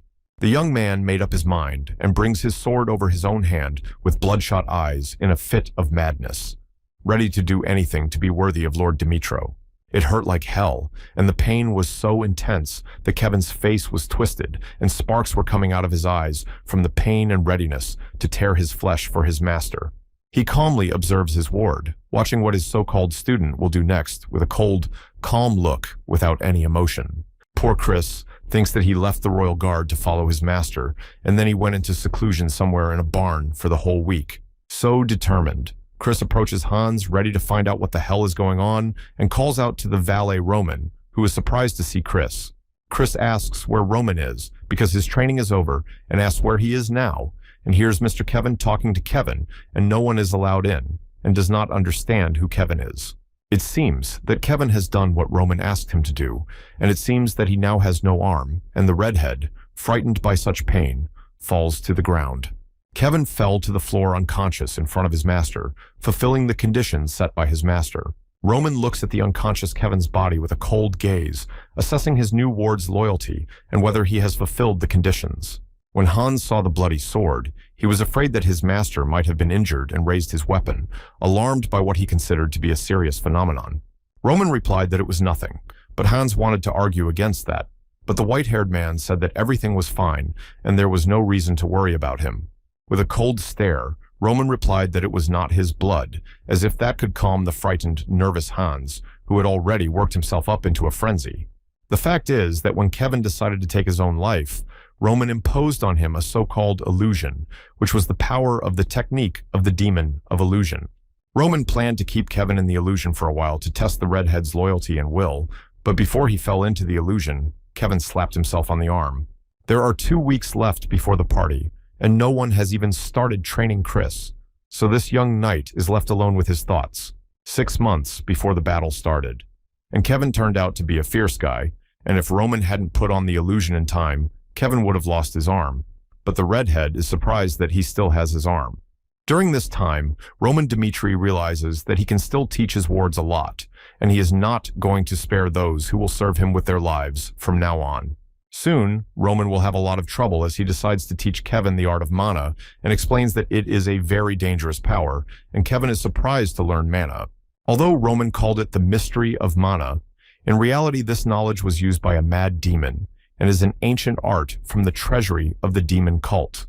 When using the phantom demon skill, the user's mind is absorbed by Kai energy, and this dangerous demonic art gives power through blood. It pierces the blood vessels, which causes unbearable pain, but even in this torment, no matter how much the limbs are torn, you cannot lose consciousness. To become the sword that Peck needed, the mad demon mastered the martial art through pain, and if Kevin was willing to lose his arm, he definitely has potential. As the workload increases, he will have to endure pain worse than the one Kevin felt yesterday. But there is one reason Roman decided to train the farmer. For someone who is 15 years old and doesn't even know the basics of mana, this is the fastest way to power, and by sustaining it, Kevin will be able to protect his family from anything.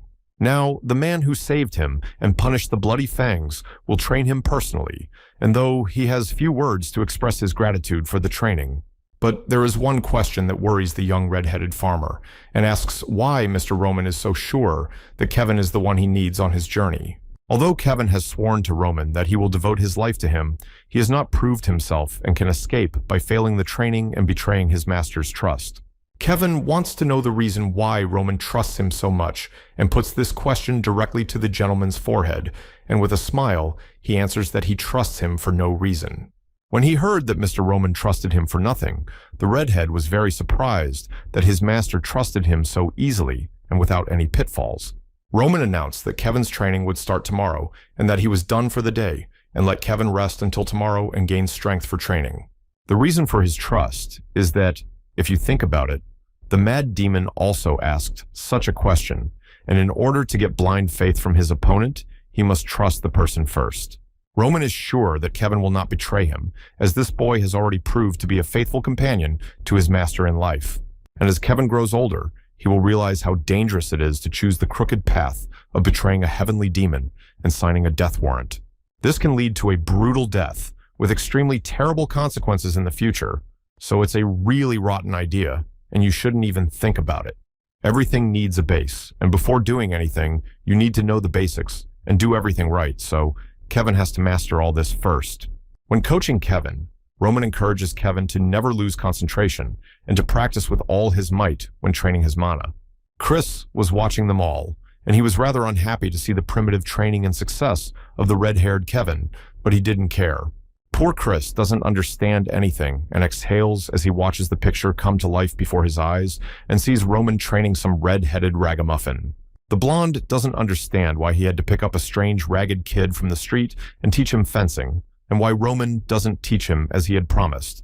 The knight thought that if he followed Roman, he could learn the secret and become stronger in a short time and learn the same secret that the captain was talking about.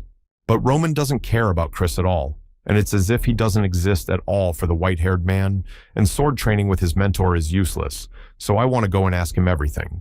But there is no need to rush, and Chris decides to just wait a little longer and think about what he should do, and whether he should even bring up the topic and ask what is going on. But it had been 3 days since Chris kept waiting for the owner to pay attention to the knight who had been sitting there all along, but his patience had finally run out. Determined to go and deal with Roman, Chris takes the initiative to find out how long this circus and Kevin's training will last. Coming up close, Cree reminds us that it's been 2 weeks since he started watching Roman and the way he trains this simple Kevin. Out of these 2 weeks, he spent the first week somewhere in seclusion and the other half devoted to Kevin, leaving Chris the honor of simply observing their training. The blonde apologized for his initially offensive behavior toward Roman and asked to be taught something himself, promising to study hard.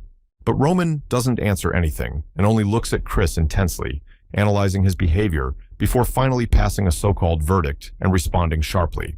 Roman reminds him that he has already told Chris everything and orders him to watch his surroundings and learn from them, and the blonde asks if it doesn't mean sitting on his ass and watching. But Mr. Roman coldly replies that there has always been and will always be a way for everyone to learn and grow in skills and talents. Kevin is unfortunately illiterate due to his past as a peasant, and until he gets up to a decent level, there will be someone to guide him from start to finish. But Chris is naturally different, and whatever Roman teaches him will not be useful. So he defeats him, and instead of learning calmly, he forces knowledge on himself.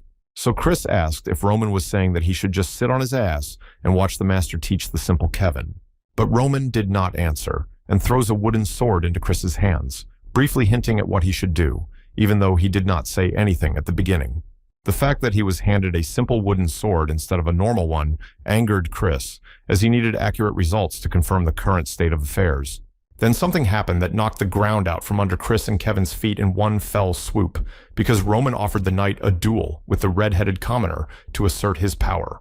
Roman's sparring partner will be the same Kevin, to whom Roman will tell him all the ways to defeat the knight and ask him to consider Kevin his double. If even after the sparring, Chris thinks he is right, Dimitro will personally take up his training as he promised at the very beginning of the journey. Kevin can't believe he's been put in a sparring match with a master knight, and Chris wonders if he really needs to fight this newcomer Kevin. Angry. Chris does not understand who this so-called Roman Dimitri thinks he is and begins to slowly lose all control over himself. But still, the knight accepts the challenge and says that it is safe to start the fight, promising that this time he will definitely show his mistress that he is not a weakling and will not lose. So now a young miner, Kevin, who has barely learned to hold a sword, will be fighting against the talented young deputy captain Chris. Kevin doubts that he can stand up to a 2-star knight, but Roman reassures him that even in a disadvantaged position, he has nothing to lose. Roman explains to Kevin that there are many people in the world who are much stronger than him, such as the Blood Fang gang who terrorized his family and Chris, who is against him. Roman explained that there is no difference between Chris, who is ready to tear Kevin to pieces in anger, and the gang of Bloody Fangs, and asked if he was ready to retreat further. The weak Kevin, picking up his sword, replies that he is ready to try, and this time, he will definitely not back down from a stronger enemy, whoever he is. Chris is annoyed that he, a 2nd-star vice captain, has to fight a yellow-mouthed young man, and is annoyed by his self-assured look. Analyzing Roman's behavior, Chris realized that his master was going to tame him with the help of a fight, and now the white-haired man ordered the two to get ready for battle. Chris doesn't care if it's a sparring match or a friendly fight, and the blonde knight is ready to start fighting, just to show his level to Roman. Not intending to lose to this new recruit Kevin, the deputy captain, holding a wooden sword over his naked body, ran at his new rival in the face of the redhead. Chris, as a young deputy captain, has no intention of losing to the newcomer who was picked up off the street and has only been trained for a week. Kevin, frightened by the fact that such a strong opponent is against him, freezes with a look of mortal terror on his bony face, not knowing what to do next. It is clear that the young farmer from the street, who knew absolutely nothing, received a fist in the stomach, realizing that he was no match for this strong, respectable knight Chris. It was not expected that Kevin would get his ass kicked by a stronger knight, and a successful kick from Chris sent the young red-headed farmer flying. It was time to get ready, and Roman's voice in his head ordered Kevin to put a block in front of him as Chris was going to ambush the redhead. The sparring started in earnest, and now there is no turning back because Roman's voice commanded both opponents to start the sparring they were ordered to. Chris is known as someone who doesn't care about who is in front of him, who isn't going to pay attention to whether they are a child or an adult. But Kevin blocked his shot. Roman instructs him to step to the side and aim for Chris's chest as he brings his leg in for a kick, and Kevin obeys to do as he was told by his young master. There was no other way out of the situation when the beaten Kevin flew to the floor, hitting a hard stone so that sparks flew from his eyes. No matter how much the blow hurt, Roman's voice commanded him to get up and did not allow for a moment's weakness, even for an illiterate peasant from the street. Kevin immediately recognized the voice of his host speaking to him, but Roman's face did not show any emotion that could give away that he was even moving his lips. With the help of Mana, Roman sends him voice messages through a so-called chonim, and thus the master will guide his apprentice during the battle with Chris. When he heard about this so-called chonim, the red-headed recruit was surprised that with the mana Roman possesses, such miracles as non-verbal communication between the two of them are possible. Roman's voice in Kevin's head ordered the young man to immediately jump to the right so that Chris could not do any damage to him, so that the redhead would slip right under his feet. And the redhead managed to avoid a painful blow when he slipped under the feet of his stronger opponent, not giving him the pleasure of putting the newcomer in his place. When Kevin broke through his attack and overtook Chris, who was swinging at him, the knight was somewhat surprised by this reaction from such a newcomer. Roman's voice tells Kevin to turn around and aim his sword to strike Chris's chest from the left side to deal a blow to a stronger opponent like Chris. Kevin rushed forward to strike so that Chris would not be able to attack him first, and to be honest, Chris was unpleasantly surprised by such moves by the newcomer. But Chris is a professional in his field for a reason, and he is driven by a desire to become stronger and gain so-called new attributes of strength, so Kevin is not lucky. The young man was getting beaten every time by a stronger opponent, and eventually Chris threw him to the other side of the battlefield, making the redhead grimace with chest pain. Coughing, Roman's young apprentice curses himself for knowing that this would definitely be Chris's weak point, but bringing his sword in too late to strike and missing. Roman's voice does not leave him and orders his student to put the block directly above his head, and Kevin listens carefully to his master's orders. Chris doesn't give in and attacks from an unexpected angle and gives the redhead a pretty serious punch to beat the shit out of this arrogant newcomer. Even when Roman's voice ordered him to move to the right and dodge the blow, it didn't help Kevin and he went down like a sack of shit with no skill. To make matters worse, Kevin's nose was broken at the exact moment when Chris punched him in the face, when the young man did not have time to dodge his strong punch. Even such a professional as Chris admitted that such a beginner without basic knowledge, beaten at the first stage, was holding up better than Chris could have expected. Roman realizes that Kevin is not a worthy opponent at all, and the new recruit's body cannot follow all his orders and will fail because of it. But it seems that even such a situation as being beaten by a strong knight and realizing that he is losing does not disappoint Kevin at all, but rather the opposite. Roman realized that this situation was very amusing for Kevin, who really started to enjoy the way things were developing before his eyes, even though he was weak. The red-haired recruit realizes that Master Roman is omnipotent in his eyes if he can pull off such tricks during a serious battle with a knight like Chris. It doesn't matter that Kevin's opponent is a knight with a 2-star aura and that he is much stronger than him, so why compare a warrior and a former poor man? But be that as it may, Kevin's body moves precisely according to the instructions of Master Roman, and just as the mana-driven voice of his master whispers in his ear. The guy realizes that the only problem is that Kevin's body is too weak, otherwise he would have defeated Chris long ago because he would have followed his instructions. Kevin realizes that Kevin is nothing more than a puppet in the hands of his master, which he controls with amazing skill and cold strategist's mania. The host's voice commands Kevin to move to the right to avoid Chris's blow to his side and to gain time to strike and think about the battle strategy. And now Roman's voice commanded him to rush forward to counterattack Chris, who was already running at him with a wooden sword to accomplish his plan. Although Chris dodged Kevin's fist, the young man was able to counterattack the much stronger knight, which shocked the deputy captain. Kevin, in turn, received a fist to the nose, again feeling the sharp pain of having his nose broken by a clear fist right into the fragile bones of his face. The young vice-captain was shocked that he had struck him so many blows and was about to end the fight, but at the same moment, Kevin dodged and counterattacked. Chris thinks it's a mere coincidence, and Kevin realizes that even the genius Chris, an elite knight and a captain, is nowhere near his master. The red-haired young disciple realizes that Roman's level is divine, and he will serve him with his life, and even without understanding anything, he will listen blindly to his words. If a weakling like him is going to do it, and even more so if he sincerely wants to become a master's sword with nothing but strength of mind, then it must become his driving force. Then he will move forward only with the so-called strength of mind, and will move forward with determination and never give up on his dream and what he is ready to live for. Chris must warn Kevin that if he decides to continue the fight, he must understand that he must be prepared to become crippled for life and without options. But even at the prospect of losing an eye or all of his limbs, Kevin has no intention of giving up and will do everything to break through and live for his master.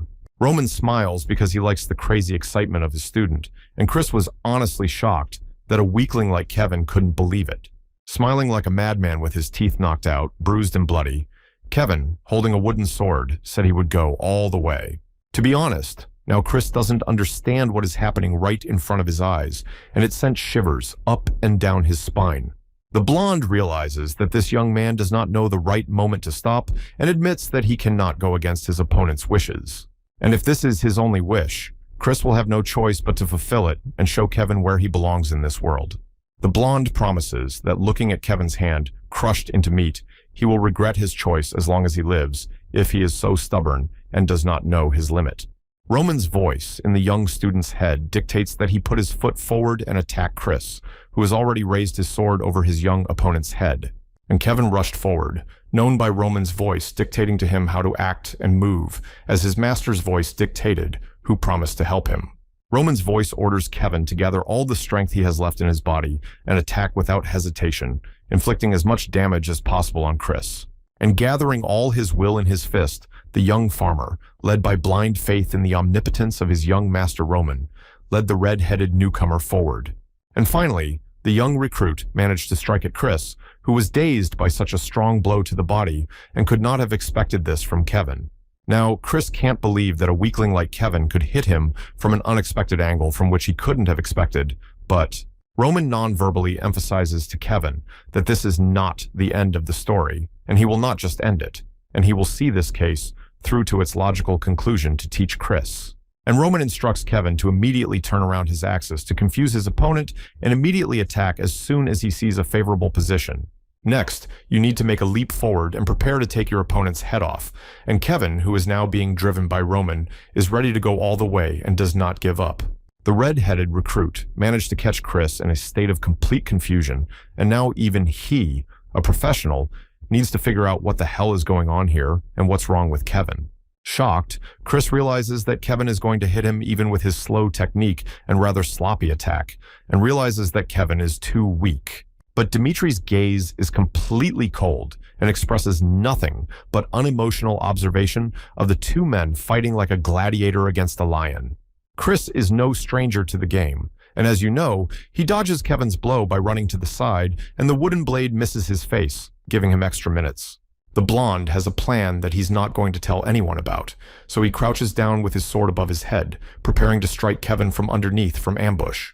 The eyes of the young deputy captain of the Knights of the Family Dimitro are filled with anger because he, a professional, has to play with a child from the street. Unable to stand all the shit he has to deal with, Chris ambushes Kevin, finally knocking him out, who couldn't have expected it.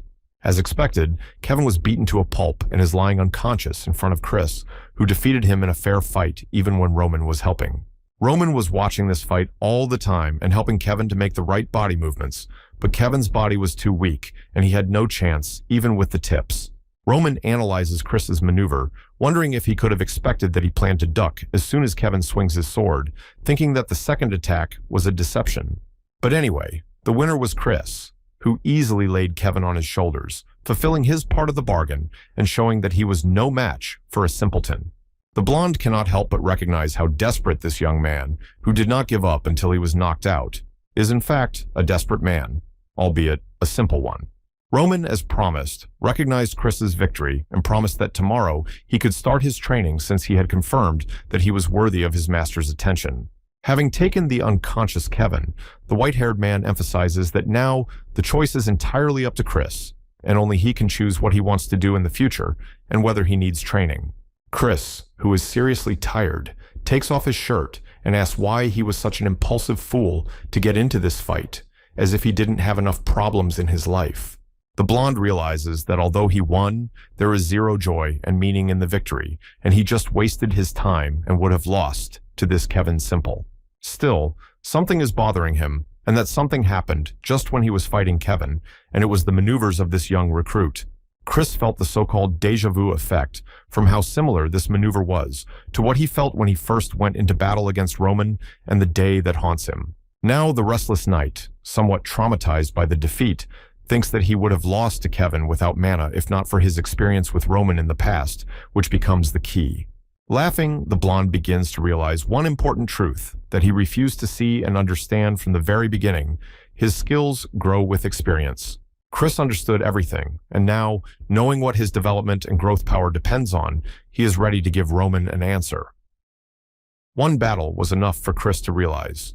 He doesn't need training. unlike the uncouth hillbilly Kevin, and he will look for his own way to become stronger, following in the footsteps of Roman himself. Chris was able to develop his skills through just one battle, and Kevin's every move was well directed, even though he thought Roman was not helping him in any way, but it was not. Even just trying to understand Roman's train of thought would break your head from the overload of instructions. And if you think about it, Roman was teaching him in parallel. Roman is no longer the fool that Chris thought he was, and without knowing what happened, he is sure that the host has risen to a whole new level, even above Jonathan. The words observe and learn meant look back at your actions and learn about yourself. And in this case, Chris would watch and learn until he could become better than Roman. Therefore, now Chris has his own growth strategy and will follow his own path of development to the goal, learning from watching Roman Shukevich teach Kevin. Satisfied with the results and the fact that the restless Chris has finally found his way, Roman suggests that Kevin continue his training, knowing that both of them are now in the black. The week flew by very quickly, and before they knew it, the day of the party at the Barco family's house to commemorate the fall of Roman's ex came. The week before the social gathering, gossip spread around the city that Roman Dimitrii, the rumored mastermind of the event, had done it. All anyone says is that Roman Dimitri and the entire Dimitri clan broke off the morganatic marriage with the Lawrence house for so-called personal reasons of the Lawrence family. They say that this is because of Flora's so-called mistake, but they consider the mistake to be an excuse, as if the father took pity on his only daughter, the princess, after he himself had dealt with Dimitri. Everyone talks about dissolving a marriage when the blade of a Barco knife is already pressed against your throat, which is stupid, but it confirms how evil this Roman Dimitro is, worse than they said. They also gossip that Dimitro could not have defeated the gang of the Bloody Fang, and that it was just a PR ploy to have the right to terminate the marriage contract. Even Baron Barco himself, after seeing the news of the breakup, was surprised at how easy it was to control Dimitri, and considered him a stupid boy.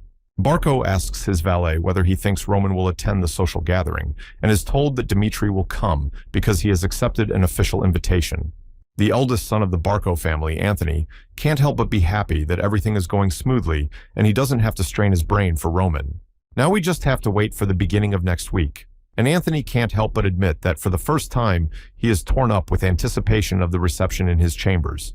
Now it's up to Roman to choose an outfit to wear in front of the highest-ranking audience from across the kingdom. But to be honest, what he was offered looks like a male tropical bird's outfit for mating games, and Roman asks if he should wear it. Hans replies that, unfortunately for Roman, this is his first official appearance in high society since his marriage was dissolved and he cannot wear anything. As it turned out, this suit was made by a certain fashion designer Pierre, who came here from across the seas and was paid a considerable amount of money for the suit, and this outfit seems to be made of gold. Hans admits that this masterpiece of design ideas and golden cutting and sewing skills was achieved through blood and sweat, so Roman has no choice but to wear it. Therefore, a nervous Hans asks Roman if he is really ready to refuse to wear the outfit chosen for him, and Roman cannot refuse. Now the white-haired man, who is not completely heartless, realizes that he has no step back, so he is ready to put on this tropical bird outfit in the heat of the moment. Chris, as etiquette dictates, waits by the carriage for Kevin, who seems to be in no hurry and realizes that at this rate, the young master will arrive before him. Chris would have stood there and been angry at Kevin for his lack of punctuality when he heard the familiar voice of the red-headed newcomer from behind him. Clumsily moving in his heavy armor, Kevin ran out, holding his helmet open, and apologized, explaining that he was not yet used to his armor. One more problem, and looking at this fool, Chris irritatedly asks what is wrong with Kevin's appearance, and the redhead replied that the blacksmith did not have armor that would fit. Chris can't forgive the fact that even though Mr. Roman helped Kevin, he almost lost to this fool in a fair one-on-one fight. As Kevin is trying to figure out what to do with this helmet, Chris asks him to listen carefully and reminds him that they are protecting the master and the Dmitriev's faces. It is not an exaggeration to say that the reputation of the young master will depend on their actions, and hacking is unacceptable, so you need to be careful in your words and actions. Kevin, despite being nervous and afraid, accepts the order given to him by Chris and promises to remember it and do everything he can to avoid falling on his face. Kevin called Chris a master knight, and he is not secretly happy about this and asks to ask him every time something is unclear, and the redhead is also happy to receive this help. Eventually, little by little, they reached the Barco family estate where the so-called feast would take place, to which the young son of the family, Dimitro, was invited. The tables are shaking from the abundance of sumptuous dishes and silverware prepared for the same luxurious audience from all over the world. Beautiful ladies and gentlemen of all ages gathered in the hall wearing silks and satin fabrics, lace of all colors and cuts, and it all looks like a shelf with dolls. But the news of the day is that Roman Dimitri himself will arrive there today, and the public cannot wait for this so-called fool to amuse people with his appearance. To the public, he is a simple fool who, even knowing that the Barcos were targeting the Lawrences, insisted on a political marriage and now dares to appear at the reception. They think Roman has the nerve to show up here knowing about the conflict and after he had terminated the contract, and he is definitely a fool, for otherwise he would have kept to at least something. Everyone is sure that Roman's antics have shaken the Dmitrievs' position, and although the family's influence is spread throughout the Northeast, good relations with Barco are a coveted possession. But anyway, today Roman will be present at the party to correct his mistakes, and everyone openly considers him a fool and mocks him as a moron. The mysterious blonde in a night-colored dress sincerely asked who this Roman Dimitro was, and the red-headed man replied that she would understand everything when she saw him. The man says that Roman is ugly and short and very thin and extremely ugly, but he holds his nose because of the title of the eldest son of the Dimitrios, and everyone laughs. The audience's chatter was interrupted by the fact that the one they had been gossiping about so much had finally appeared, Roman Dimitri himself, in all his cold, masculine glory. This is not the miserable, pitifully thin Dimitro, who was considered a freak of the freaks, but a tall, handsome man with silver hair, statuesque and luxurious. Just as the gossips had promised the girl in the night sky dress, she had now seen for herself who this Roman Dimitro was, and the reality was extremely beautiful. People whisper about how different this Roman Dimitro is from his past self, and they can't believe that he has grown so dramatically, and they wonder what happened to his hair. Now the blonde intends to go up and talk to this young son of Roman Dimitri herself, leaving the two men talking about what a bastard Roman is. Filled with determination, a beautiful stranger in a dress the color of the night sky and the northern lights sets out to meet the handsome Roman Dimitri. The blonde woman said that it was a great honor for her to meet Roman and finally talk to him in person, and Roman paid attention to this beautiful stranger. Bowing in curtsy, the blonde introduces herself as Sophia of the noble family of Grizel, showing respect to someone who seems to be superior to her in rank.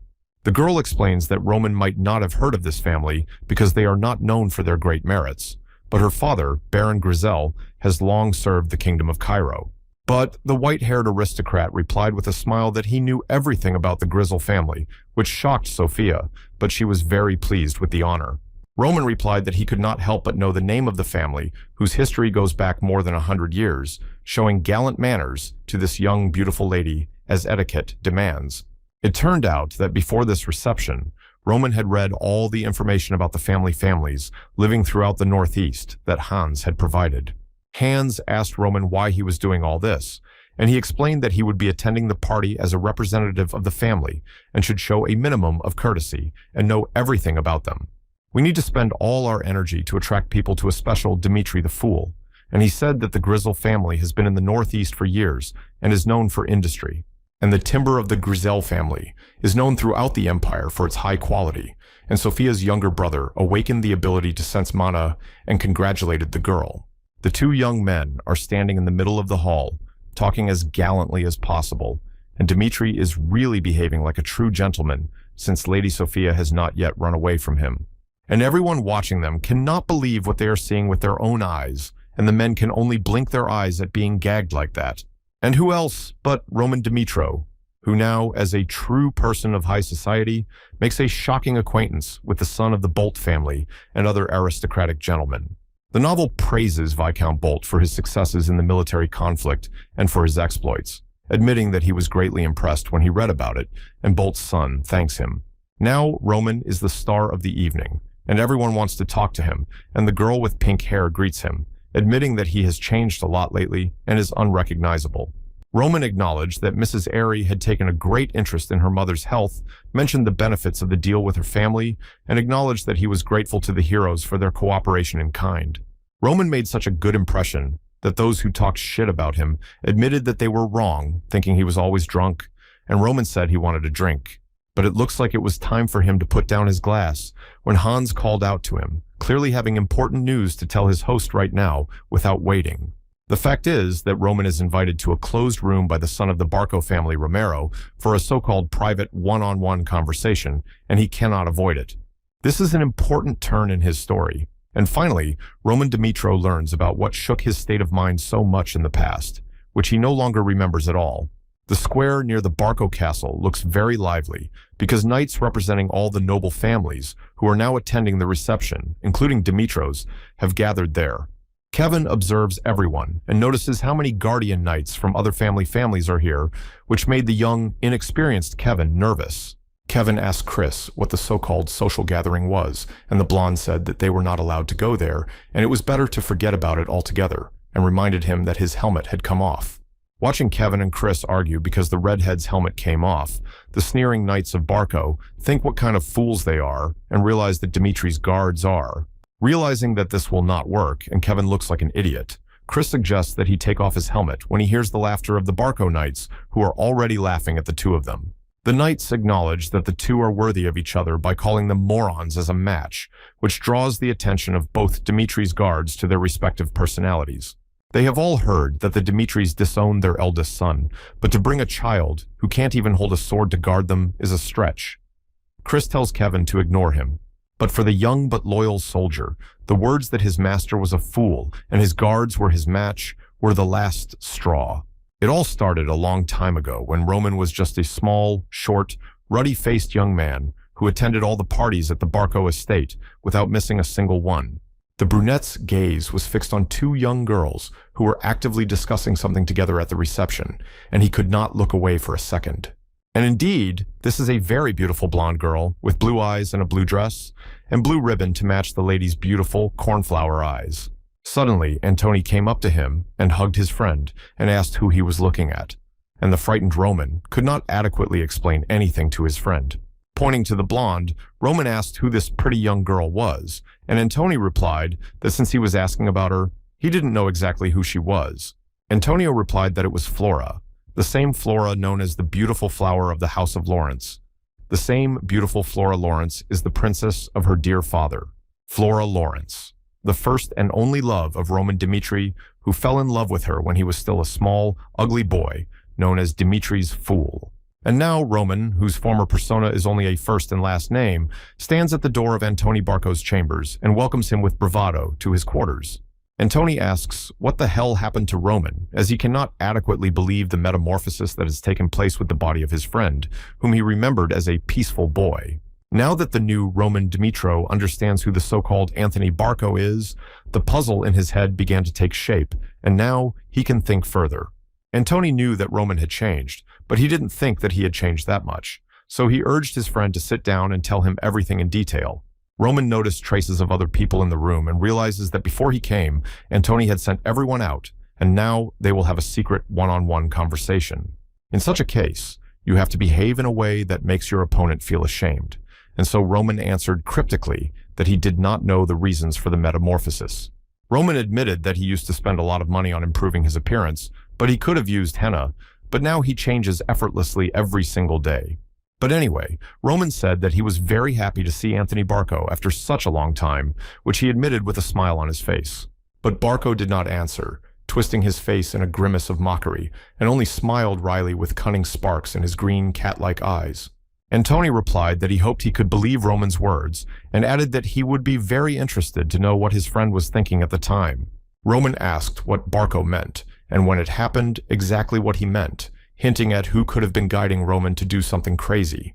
Antoni recounted the moment he found Roman in the arms of his cousin behind closed doors, just after Roman had forced a political marriage with Flora, and by doing so, he betrayed their friendship.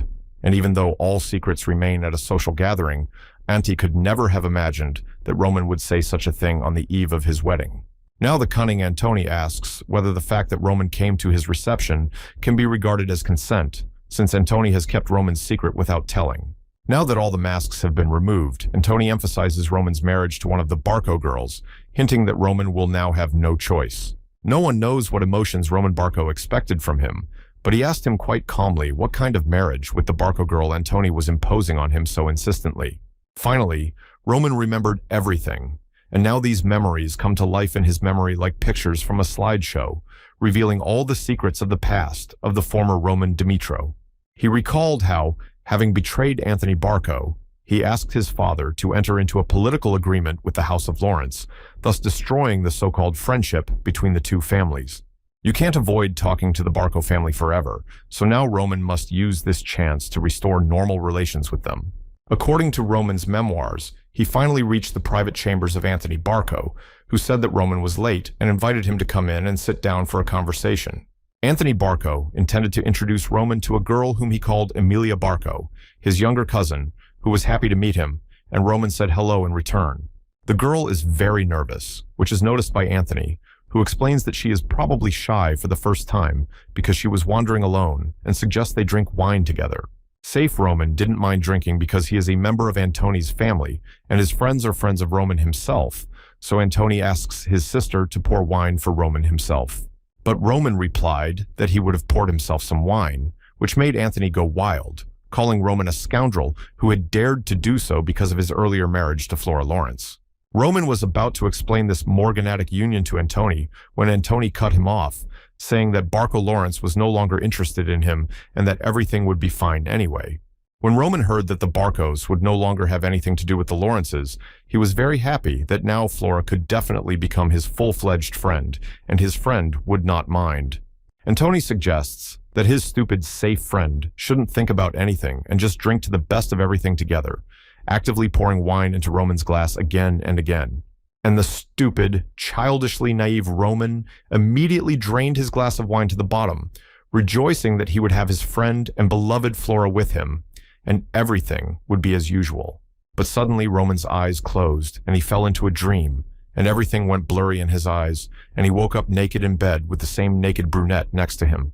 When Roman woke up, he was terrified, and could not believe what had happened, and did not understand how it could have happened at all, and his pale face was distorted. As if sleeping with your friend's cousin wasn't enough, Antony himself burst into the room, screaming his friend's name. Antony was screaming in anger because of what his friend had done, unable to control his anger at his friend who dared to act so mean, but he also had a gun to his head. Roman, seeing the empty wine bottles and naked Emilia sleeping next to him, cannot believe what has happened, but he does not remember what actually happened to him. Now, Barco explains that it is none of his business with whom his friend shares his bed, but that he has dragged the noble lady of the House of Barco into bed, and that is the problem. This problem really cannot be left alone, and the frightened Roman understands this very well, and in a state of shock, cannot help himself, his body and mind. Antony gave him a choice. Either the truth will come out and the marriage agreement will be unilaterally dissolved, or there is the same way out that Antony originally thought. Antony proposed to Roman that he restore his relationship with the Barco family by marrying the same Emilia who was found in his bed the very night after the party. Anthony manipulates him by explaining that he is very angry with Roman, but if he becomes a man of the Barco family, he will calm his anger and forgive Roman. Now, the choice of how to act and what to say lies on the shoulders of Roman himself, who was given a very difficult choice, having been driven into a dead end like a black rat.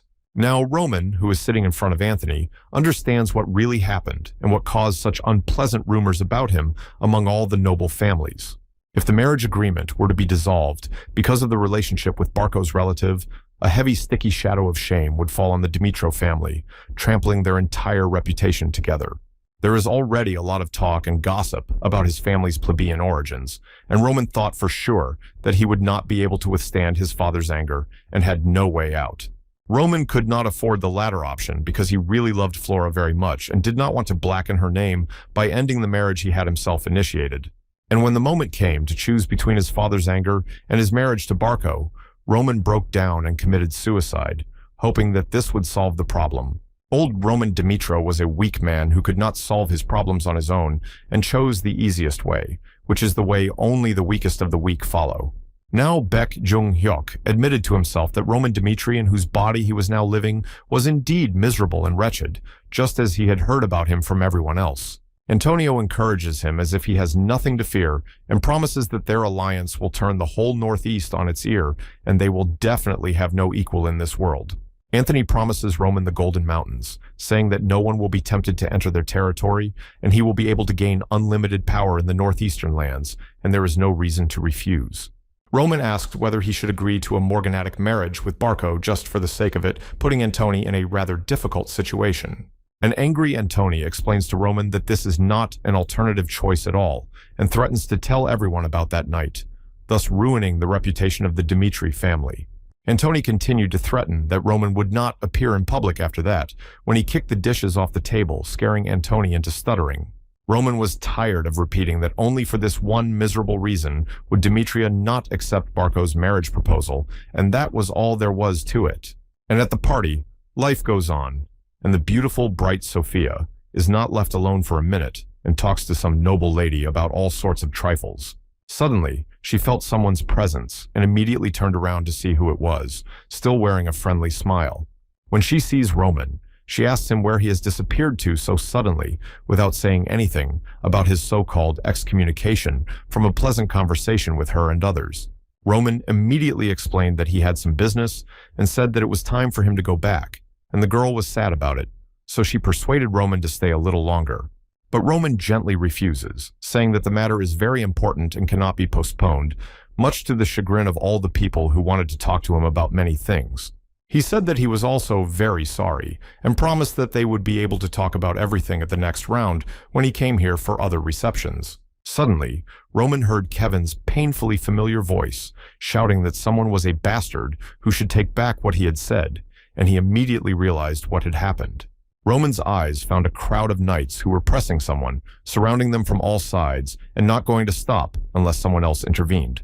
Right now, you can see the beaten Kevin lying on the ground next to the knights who were much bigger than he was and knocked the redhead's helmet off his head. Chris, realizing that he will be bullied by the bastards from Barco's side, calms Kevin down and asks him to just be patient, and the redhead has some trouble but agrees. A so-called mental connection was established between the two knights, and they were now going to have fun with the so-called undersized man who was acting as a knight of Dimitri. Approaching the knights, the green-haired knight and his brunette friend started talking about the fact that a child had been brought to the guard and that Kevin's helmet was definitely too big.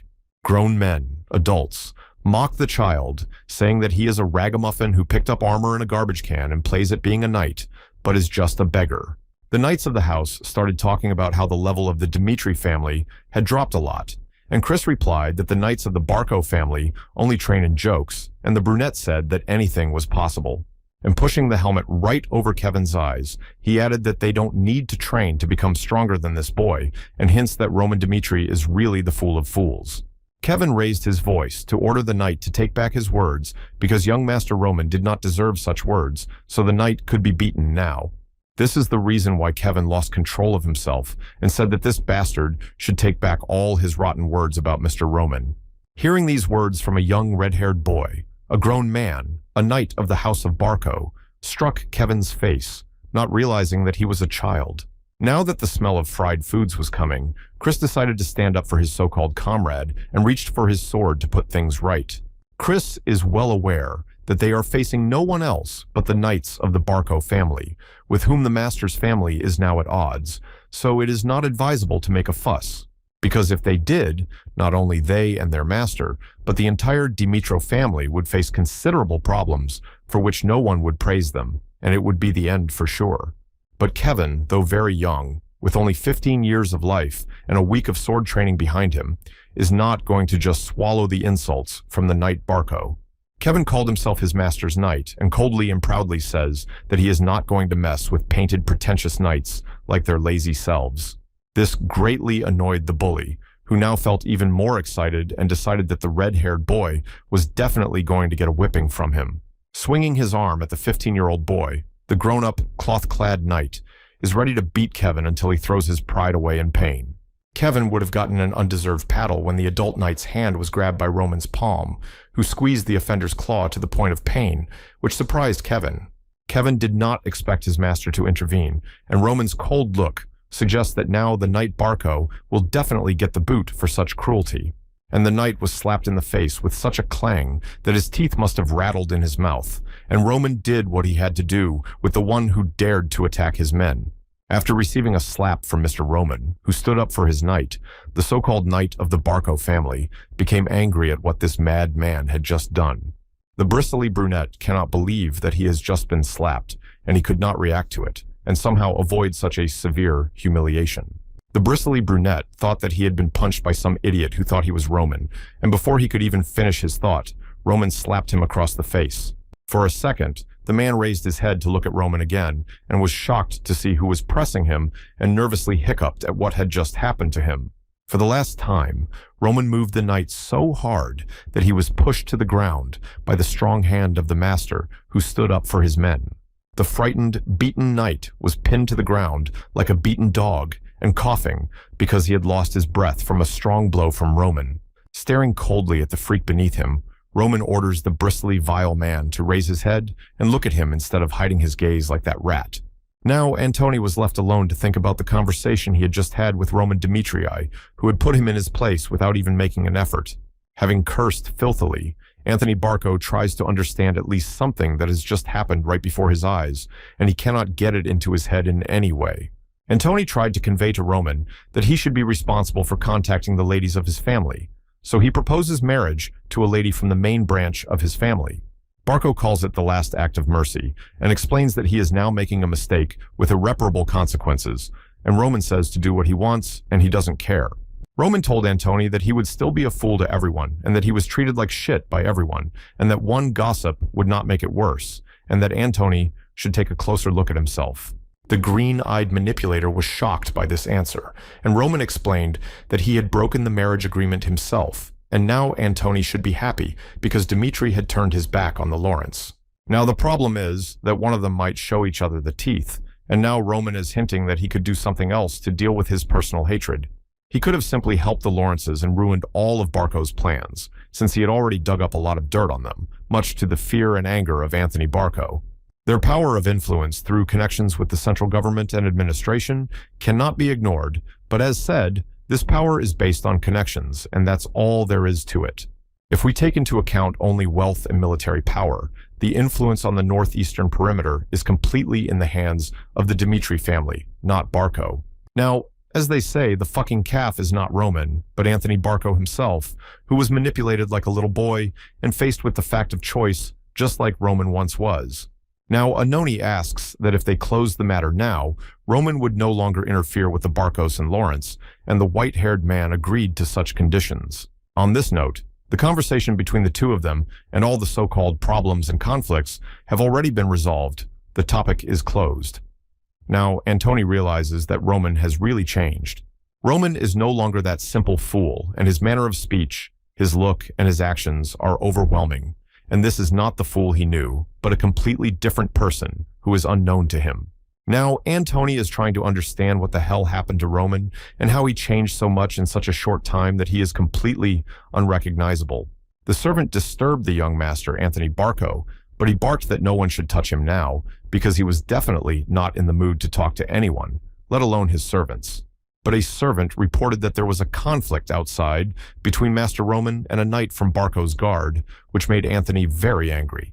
In the best traditions, a crowd gathers around the knights and Roman, and as always, they are very concerned about what is happening before their eyes. Meanwhile, this same knight is kneeling under Roman's feet, begging for help, promising that it all happened only once, and it will never happen again. Kevin, despite the fact that he got punched in the face just because he dared to raise his hand to him, begs to finish because he has been punished enough. Chris asks him to think about his relationship with Barco, but Roman says that he will decide when it's enough, and even if the knight dies, it's his payment for his words and actions. Finally, the owner of the entire large manor arrived, and seeing the knight being pressed, asked what the hell was going on here and what Roman was thinking. Antony screams that even though Roman is the eldest son of the family, Dmitri, the son of the Barco family like him, is not going to let him down, and that this is too much. Antony Barco demanded an immediate apology from Roman for what he had done, and was about to start threatening him when the white-haired man asked him which gender he should apologize to. It is the knight of the Barco family who has a problem, who spoke ill of him, and dared to hit a man who serves the Dmitri family and is a full member of it. Therefore, Roman asked in all seriousness whether Anthony Barco considers him guilty of anything, and the aristocrat added that Roman had crossed the line for him anyway. Roman talked about the line that Antony is now rubbing against, and explained that their relationship based on hatred could escalate into a conflict between the families on a new level. That's why Roman advised Antony to watch his behavior better, starting right now, so as not to bring another trouble on himself with his ignorance. Looking into Antony's face, Roman threatened that he was not exactly patient, and now the fate of his family in the political arena depended on Antony himself. As soon as Barco was about to yap something, he remembered the conversation where Roman explained that he could help the Lawrences and break all of Barco's plans while he was still in the fetal state. Anthony admits that he is definitely in the shit with Roman, so he admits that he was definitely wrong in this case and it would be better to take Roman's side. To Roman's great joy, Barco replied that he would have done the same, and the happy white-haired man purred that he knew they would understand each other. Therefore, now the Brazen Knight cannot escape from his responsibility to Roman, and the beaten man with a swollen face looks at Roman in fear. A white-haired man warns the knight that he would be better off clenching his teeth tightly and waves a heavy hand at him, hinting that it will hurt. In the end, in front of all the other knights, it was shown what happens to those who dare to cut their teeth on someone who is taller than them or allow excesses. Now it is clear that the former Roman, regardless of his family's power in the Northeast, was a fool who was looked down upon by absolutely everyone. Now that the blood has been wiped from Dimitri's hands and the problems with Barco have been finally resolved, Roman orders Kevin and Chris to return home right away. But no one else at that reception, after meeting the new Dimitri, had a choice not to recognize the new truth they saw with their own eyes.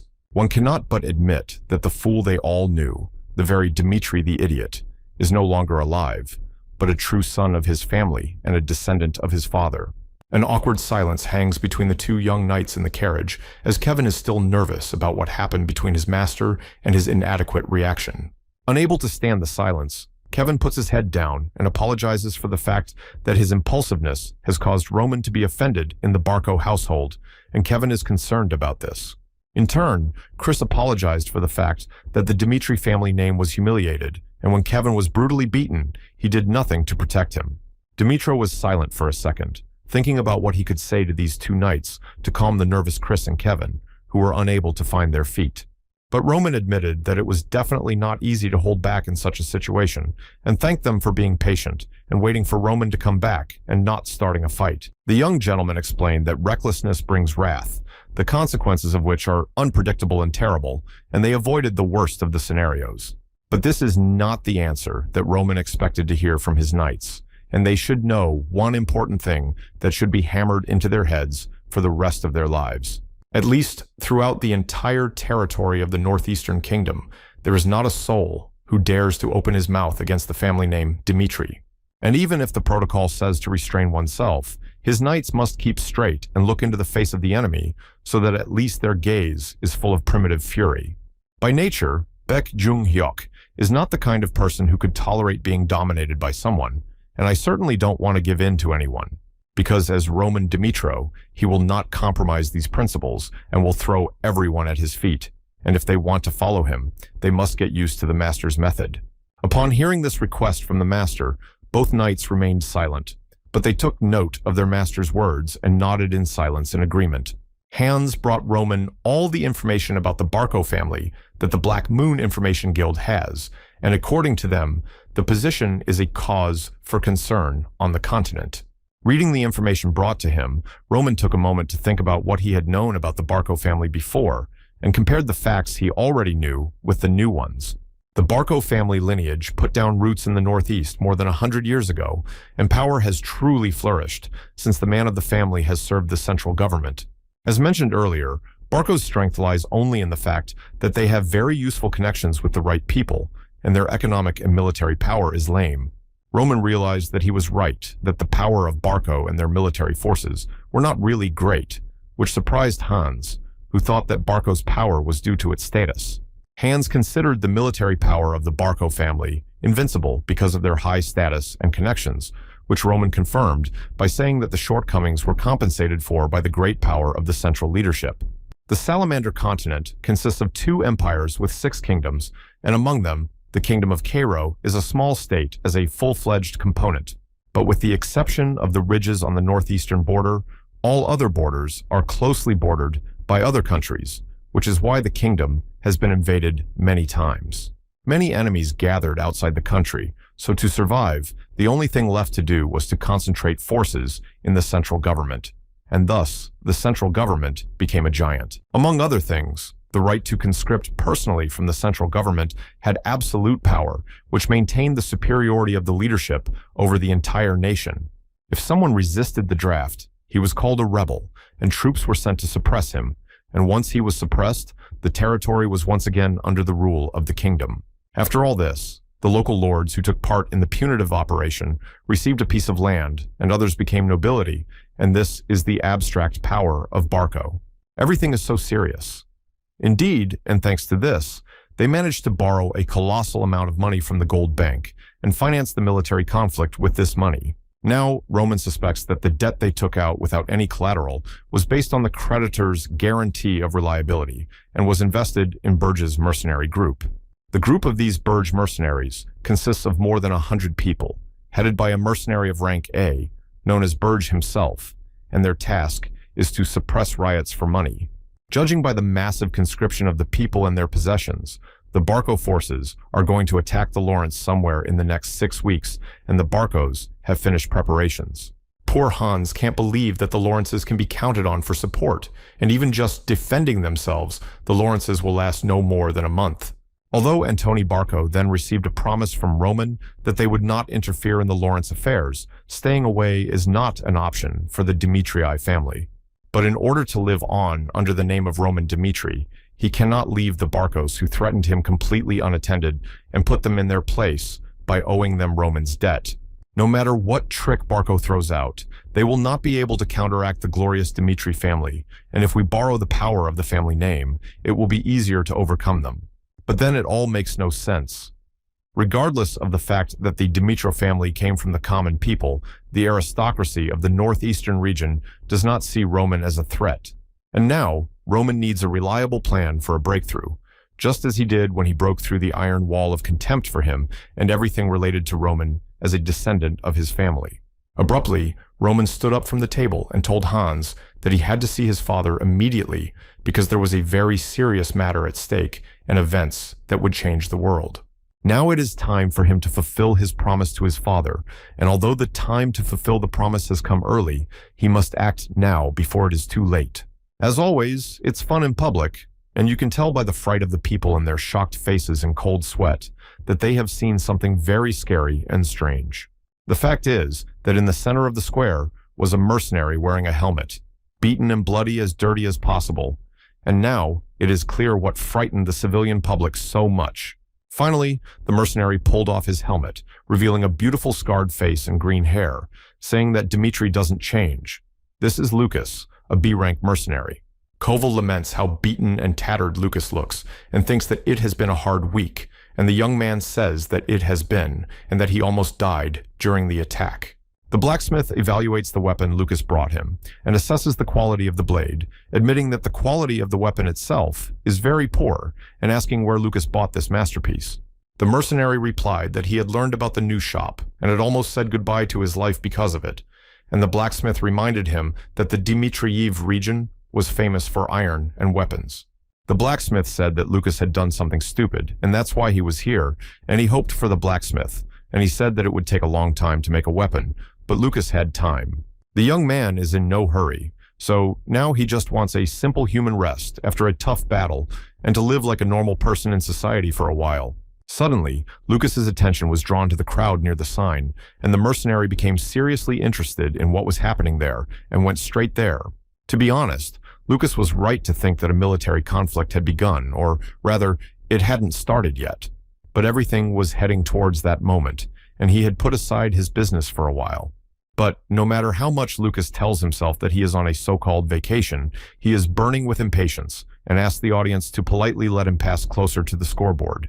Now the young mercenary realized that he was seeing a so-called conscription notice and that he was right about the outbreak of hostilities in the country and was seriously interested. It takes 30 people with strong bodies and ambitions to make 8 silver pieces, which is a pretty good amount of money, since a family lives on 4 pieces of silver a month. if it were not for the clause that mercenaries will become subjects of the Dimitro family, and specifically Roman, and they want only those people who are willing to sacrifice themselves. For those who are ready to die, for the freedom of their master Roman. And some peasant said that if he wants to enlist, there is no chance, and there are already more than 100 people who want to. Roman did not think otherwise because he is not just a young man, but a mercenary of rank B, and if he was offered 50 pieces of silver, he would think about the risks. The young man asked the old peasant to stay for a second and asked if he was sure about the 100 people who wanted to come, and the young man said that he was right and asked if it was worth it. Lucas asked the question that Roman, although he offers people great conditions, is hired by Roman Dimitri, whom everyone considers a fool, and this worries Lucas a lot. The mercenary doubts that the alliance with Roman will result in anything adequate and what will befall his unfortunate soldiers who decide to serve him. Hearing a quiet laugh from the friendly old man, Lucas asked why he was laughing at him, not understanding what he had done or said wrong since he was laughing. The peasant realized that Lucas was a foreigner and said that Roman was no longer the fool whom the whole kingdom knew and over whom everyone was laughing, but a completely different person. Roman Dimitro is not the man we used to know. Not only has he conquered the Bloody Fang himself, but he genuinely cares about his people as a ruler should. Ordinary people didn't believe it at first either, but after hearing Clark's story, they believed in Roman Dimitrii and his authority, and Lucas asked who Clark was. The son of this Clark became Roman's man, and their poor life changed, and now he remembers the name of that Clark's son, and thinks that the boy's name was definitely Kevin. Meanwhile, Kevin is anxious and frightened by the fact that he heard that he was given a vacation so unexpectedly that 1,000 fears are spinning in his head. Roman confirmed that he was giving Kevin a vacation and let him go for 3 days because he had had enough and asked him to rest and get back to training. The young master felt sorry for Kevin because he had a hard time, so he wishes him to have a good time with his family at home and gain strength. Touched by such kindness, Roman thanked the hostess for her kindness and was ready to finally see his mother, father, and little sister after all this time. It is very unusual for young Kevin to have such a thing as a weekend, as he used to work hard to feed himself and keep his legs moving. But still, Kevin has not seen his family for a long time since he joined the army, and sincerely hopes that everything will be fine with his family now. Just as Kevin was about to leave in his usual disheveled clothes, he was called out from behind by Hans, who was carrying a pile of clean-colored clothes for Kevin. Hans wailed that Kevin hadn't seen his family for a long time, but he was coming to them in such tattered clothes and that the young master had prepared clean clothes for him and was asking him to get dressed. Kevin quietly agreed to accept the clothes and handed over a bag of money that he would need to buy gifts for his family, and now he would be paid. Kevin's salary will be 30 pieces of silver, which he is free to spend as he pleases, and Hans wishes him a good time with his family back home. Kevin could have bought a lot of luxury items, but he bought a lot of bread for his family and is happy to see how comfortable and soft his clothes are. The bread is freshly baked and smells great, and his sister Marie will be happy because she dreamed of spreading whipped cream on fresh bread and eating delicious fresh bread.